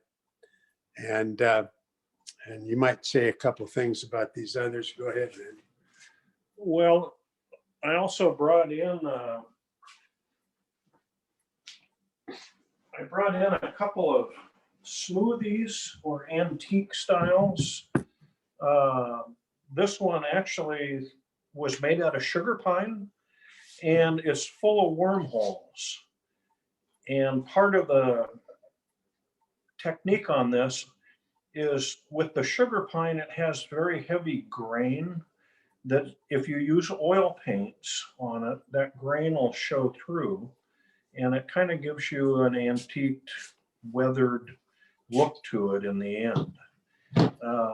This one, I did this one about 90% with knives and chisels and a whole bunch of sandpaper. And then the oil paint job. The same here with the swan. This one didn't have quite as many wormholes in it, and we debated about drilling some phony wormholes in it, but I decided just to let it go at that. With these, instead of like with an acrylic paint, once you get it to the shape you want and you start the painting process, you soak the wood with pentothal, and it soaks deep into the soft parts of the grain, and then you paint your colors on. And what happens is that oil that you put on first just soaks that paint, in this case the white paint, deep into the wood. And then you come back with one of those shrink wrap heat guns, and you heat the entire painted surface, and the color that you painted on then comes back out, but the grain still shows. In our carving, in our annual show, we have a future antiques division that you can enter things like this. It's a lot of fun. Some of them are actual floating style decoys. This one is a real antique, and I simply brought it to kind of show you might want to start. This one is made of cork, and it was actually a hunted decoy. It's got a leather weight on the bottom to tether it and to help it float correctly. We actually have a category where you can do a cork carving or a canvas wrapped over a frame, like some of the very first decoys that were hunted with, how they were made. So you can go from as primitive as this all the way up to these highly detailed decorative types with all the texture and fine painting. This is one where market gunners were in such a need for decoys that if they could find a piece of wood, it didn't matter what it was, they'd carve a bird out of it. This one happens to have a giant wood screw for a beak, and it also happens to have a rusted old handmade nail for the perch that it stands on. This also would be in the future antique category. I also brought an elephant I did, a miniature elephant. And this one it's hard to tell, but it is textured skin. So it kind of has that rough look to it like an elephant skin hide would have. This was something I did in a class that only took 3 days. Most of this was done with power tools, but the texturing part, believe it or not, I took a really coarse piece of sandpaper and just pressed it into the wood to get that texture I needed before painting. Our carving show each year has a number of different categories, divisions that you can enter. And just to give you an idea of what they are, there's life-size, decorative, non-floating.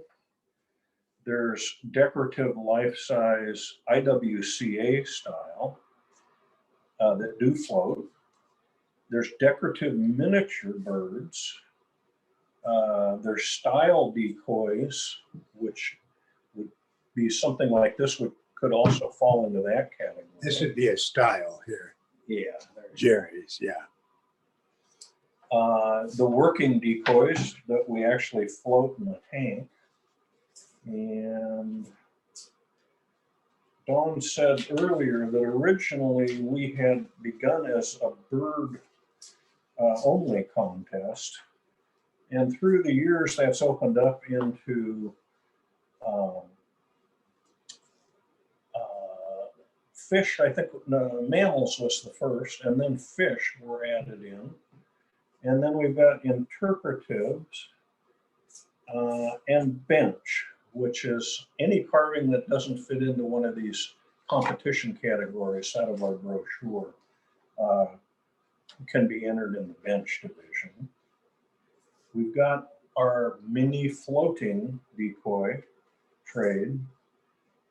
In 2019, we added Northwest Coastal Native American carving. If you can think of like Northwest Indian bowls and masks, totem poles, rattles, boxes, all of those fall into that. We also, that same year, introduced a single feather competition, which is just feather of your choice, full size, Get it up textured on front and back, and then a realistic paint job on it. That's a beautiful ruffed grouse that Don had done for us that year. That was best of it. And then we also have a youth division. There's no entry fee. You need to be simply 17 years or younger to enter. And then along with the show, during the 2 days that the show's running, we have a 2-hour, usually spills over longer than that, a seminar that covers a featured topic. I remember a few years ago, we had one on just the habitat that you might mount one of your carvings on. We've had painting, texturing, composition, and then throughout the day, there'll be little mini seminars right on the exhibit floor where we have somebody sit down around a table, maybe 10, 20 students. Onlookers will look at, and they'll feature one thing. And Don happened to do feathers that year that we were introduced to feather competition. And then of course we have a fun banquet on Saturday night, and the awards ceremony. We announce winners during the banquet. There's an auction, all kinds of fun. One of the funnest things of all is to take the decoys that float and haul them out to the fountain in front of the Water Resource Education Center and put them through the drill of floating. Do they self-right? Do they look like they've been drinking a little bit and list to one side? And how do they do in choppy water?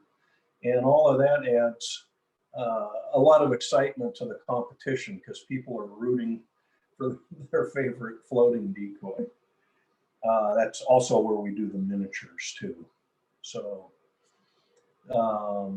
this year we're going to be at the Water Resource Center again, like Don said, as long as they allow us to have the building. All the revolves around the COVID-19 pandemic and how far along we get the vaccinations by the time the show goes. This year it's August 18th and 19th. And there'll be more information about that shortly. I stay in contact with the Water Resource Center if things change. We'll let you know if it has to be postponed another year or whether it'll take place. And then Don has one last example of carvings here that we just can't not let you see. I think this was not your very first carving, right? No. It says, I see by your outfit that you are a cowboy. I don't know if you can see, but the guy's got a martini glass with a with a cherry in it or something, and a cigarette holder, and that came off a poster I saw a long time ago. But anyway, that's I think that's about all we have. This is kind of a little quick tour of the of the uh, of the shop area or the painting area. That's a fold down bench over there that we that work with, and I got all the power tools, and there's a drill press over there, and all of that, and a dust free area. We got dust, collectors up on the ceiling in both rooms, and anyway, this is kind of where I build guitars and stuff too out here when I'm not teaching. But anyway, there's one of my guitars up on the wall there. You can see it. But that's all I have. So Don, there are a couple of questions. Sure. One of them is about how to get started. What do beginners typically carve if they've never carved a bird or a wildfowl? How do you think about that? And what's the process like? You mean, how do you get started, you said? Well, yeah, and what do they do? I mean, what kind of, do they target big birds, little birds? Well, I think a duck is a good one to start with, because and you don't even have to do full size. I did a lot of 3/4 size in my classes when I was doing the classes at the school before I retired. And that's a good one to start with. It's in the round. It doesn't have a lot of appendages that are, like you would with some types of carvings. And there's an awful lot of resource materials on ducks. Songbirds, the smaller the bird, probably, you need to have the skills before you get into the really small birds, because one little slip or one little mistake can be really hard to cover up. The bigger the carving, like a duck, you can kind of get by a little bit. Sometimes you can cover up your mistakes a little bit easier. So you need to have some experience with the tools. Most of you folks have carving experience. It's not really hard to do. Good patterns, follow the step-by-step procedures. And but I would start with a duck, a few carving tools, or if you have power, that's great too. And start small. That's what I did. I started with just a few tools, and within a short time, was doing a pretty good job on the bird. So it's not, like I say, it's not as hard as it looks. But any other questions? Yeah, practical question is about sources of air-dried basswood. Are there any local sources that you know of for air-dried? And what are you mentioned Heineke. Who is that and where is that?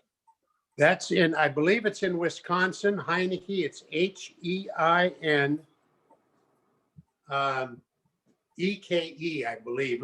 He has a website, H-E-I-N or H-I-E-N-E-K-E. I can't even spell my own Look it name. up, it'll find it. It's Heineke Woods, and he's a great guy and does wonderful, wonderful job on his wood.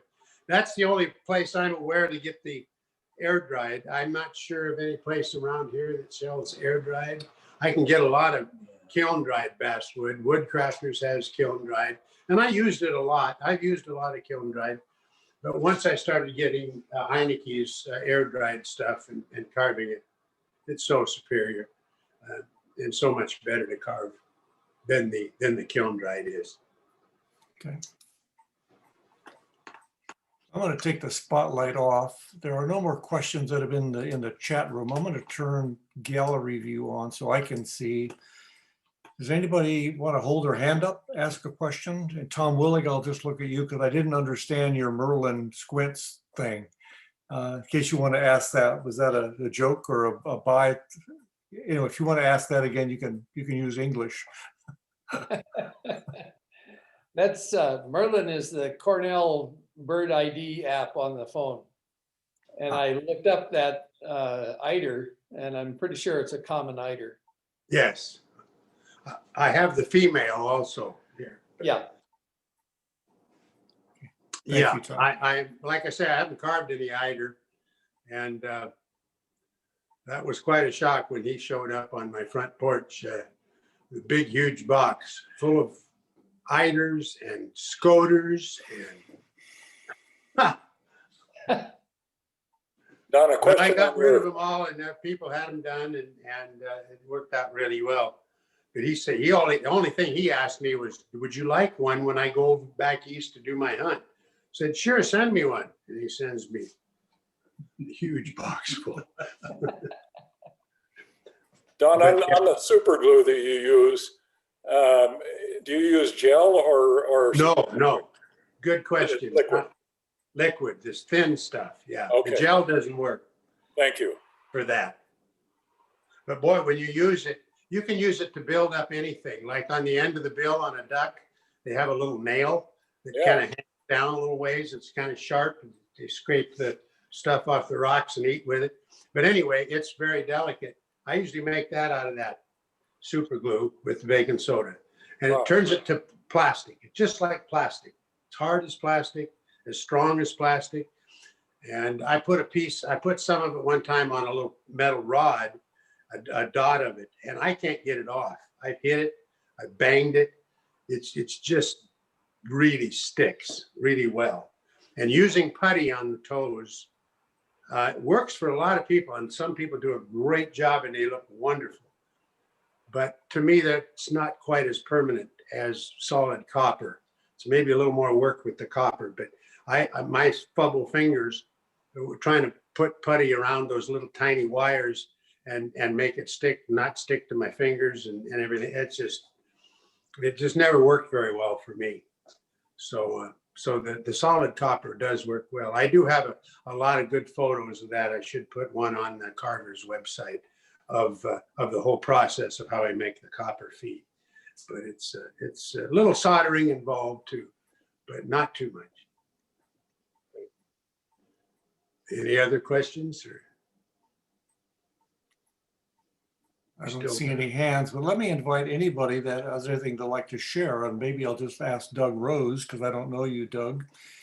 When you said you have 50 people in Idaho, is that all over the state, or is it mostly in the Boise area? How does carving work in Idaho? Mostly it's in the Boise area. We do have some outliers who stay in touch. We've started conducting our meetings with Zoom, and so we can pull in some of the outliers now, which has been kind of nice. But Ted Smith has been the key to our bird carving in this area. He's given classes over the years and gotten a lot of people excited about it, including myself. I took his seminar in 1996 and got my start there. So we have a couple of others that are one who's not a member of the church, but a very recognizable name in bird carving, Tom Metis, who you'll see in wildfowl carving too. But he's here in our area. yes, I know both of them. Yeah. Very well. So Dave, Paul, I heard you were talking to Don as if you were friends or former students, or you obviously are a Kahuma carver. Could you make any comments about yourself? I've been taking classes from Don, and he's been fantastic because he really does a good job of critiquing what you're doing. And that's been a great aid for myself. And I've had the opportunities to go to a number of the shows, including the Ward World Championship in Maryland. And I tell you what, it's fantastic. And if you've not been to the Maryland show, you got to go at least one time. That's for sure. Do you have to be a taxidermist, or do you have to understand, and this is a question for everybody, to understand the anatomy of these birds or humans or mammals or foxes? Or you obviously have to study. How do you do that, Don?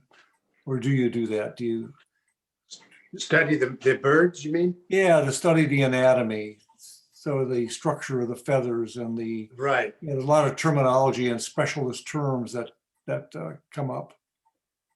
Yeah, it does require some study, but like I said earlier, that with the internet, it's so easy to get good photos and good references from all positions, and you can really do an accurate job of the feathering and get really accurate. So that was much harder earlier on to do that. But the art form has grown and people are getting better and better at it. And Well, simply, carving is really, each issue has a lot of anatomy. yeah, yes. And the magazines are great. Lots of how-tos. A few of those, I'd start with just concentrate on one project.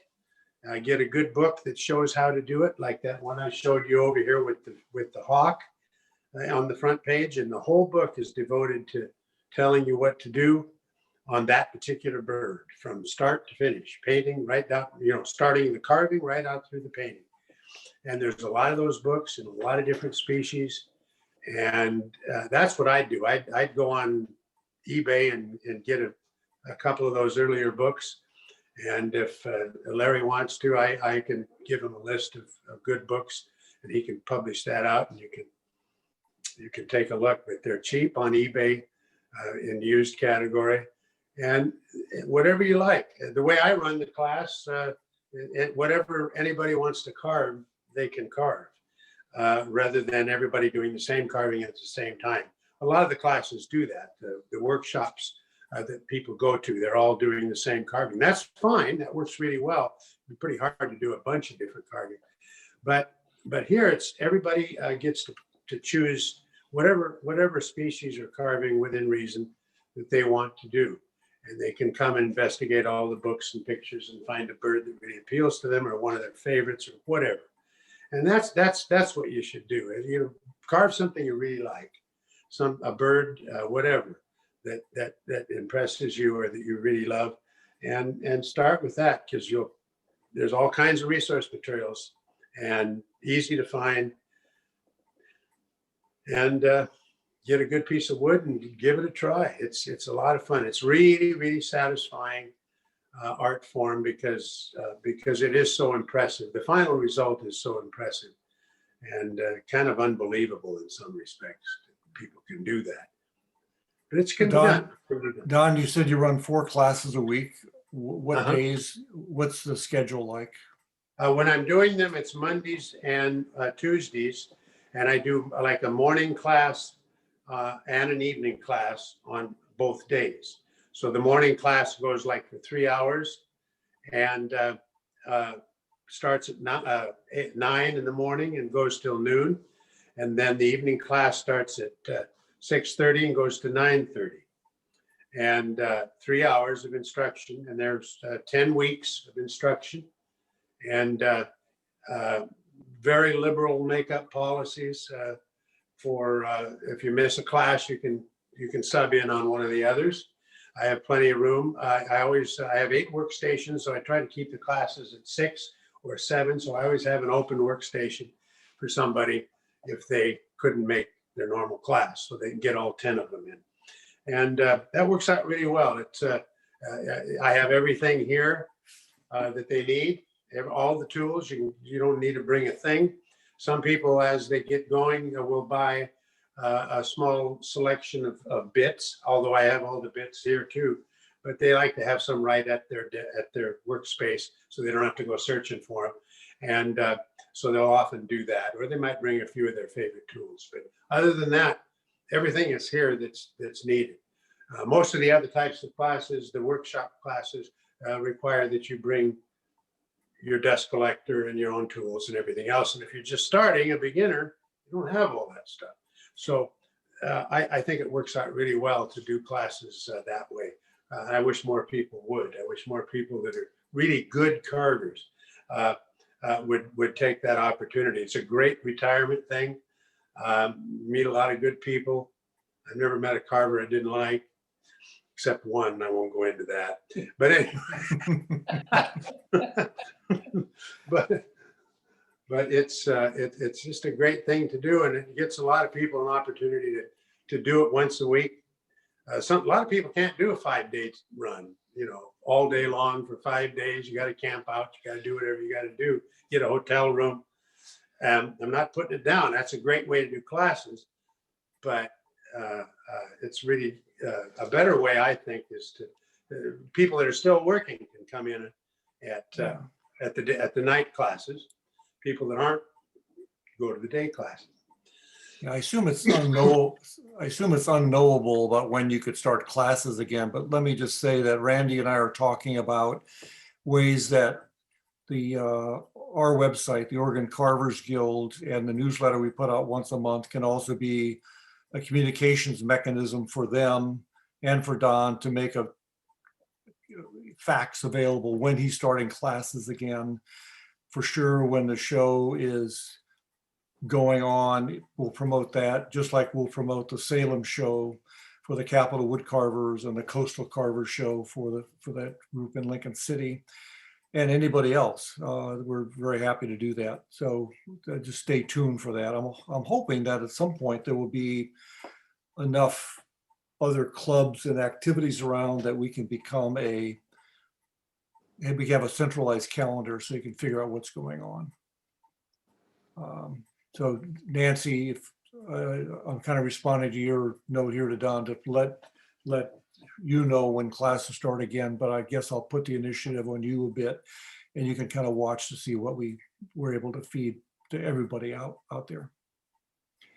Yeah, Okay, as thank far you. as classes are Appreciate that. concerned, I will be starting them again when we can, when everyone is vaccinated, and that shouldn't be too much longer, I hope. But it's kind of hard in this shop. It's pretty small, especially the work area in there, and social distancing is not really that easy.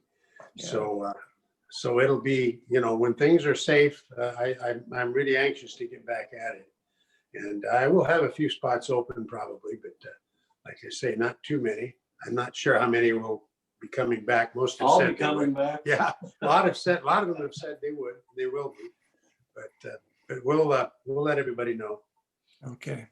So folks, it's bewitching hour. I'm gonna let Don take a break and get off of his feet a little bit. I really want to thank Don, and I want to thank Randy. And Rick Pass isn't here, but Rick and I were talking months ago about doing this and getting involved. There's quite a large group of active people in the Feather and Quill organization, and I'm really excited about everything that's going on. It's beyond my comprehension to be able to do this, but then again, why not? We'll think about it. Thank you, Don. Thank you, Randy. Thanks to everybody for showing up. You'll get a follow-up email in a couple of days pointing you to this video if you care about it. And if you have any comments to feed them back directly or indirectly to Don or Randy, I'm sure they would love to hear positive or whatever. I would say this is the first time they've done it. And for some of us, it's the first time we're doing many of these programs. So anything you can do to help us improve it, we're more than welcome to hear. We really You appreciate might it. tell them about our website. Oh yeah. One last thing, our website. Go to our website to see pictures of the show. Columbia Flyway Wildlife Show.com. Columbia Flyway Wildlife Show.com. Take a look. Thank you everyone for listening, and I hope it was informative. Yeah, that's Thank you, Don. That was great. Thank you very much. Thanks, everybody. Fantastic. Thank you. Thank you. Thumbs up. And good night. Good night. Thank you, Larry. Yep. See you.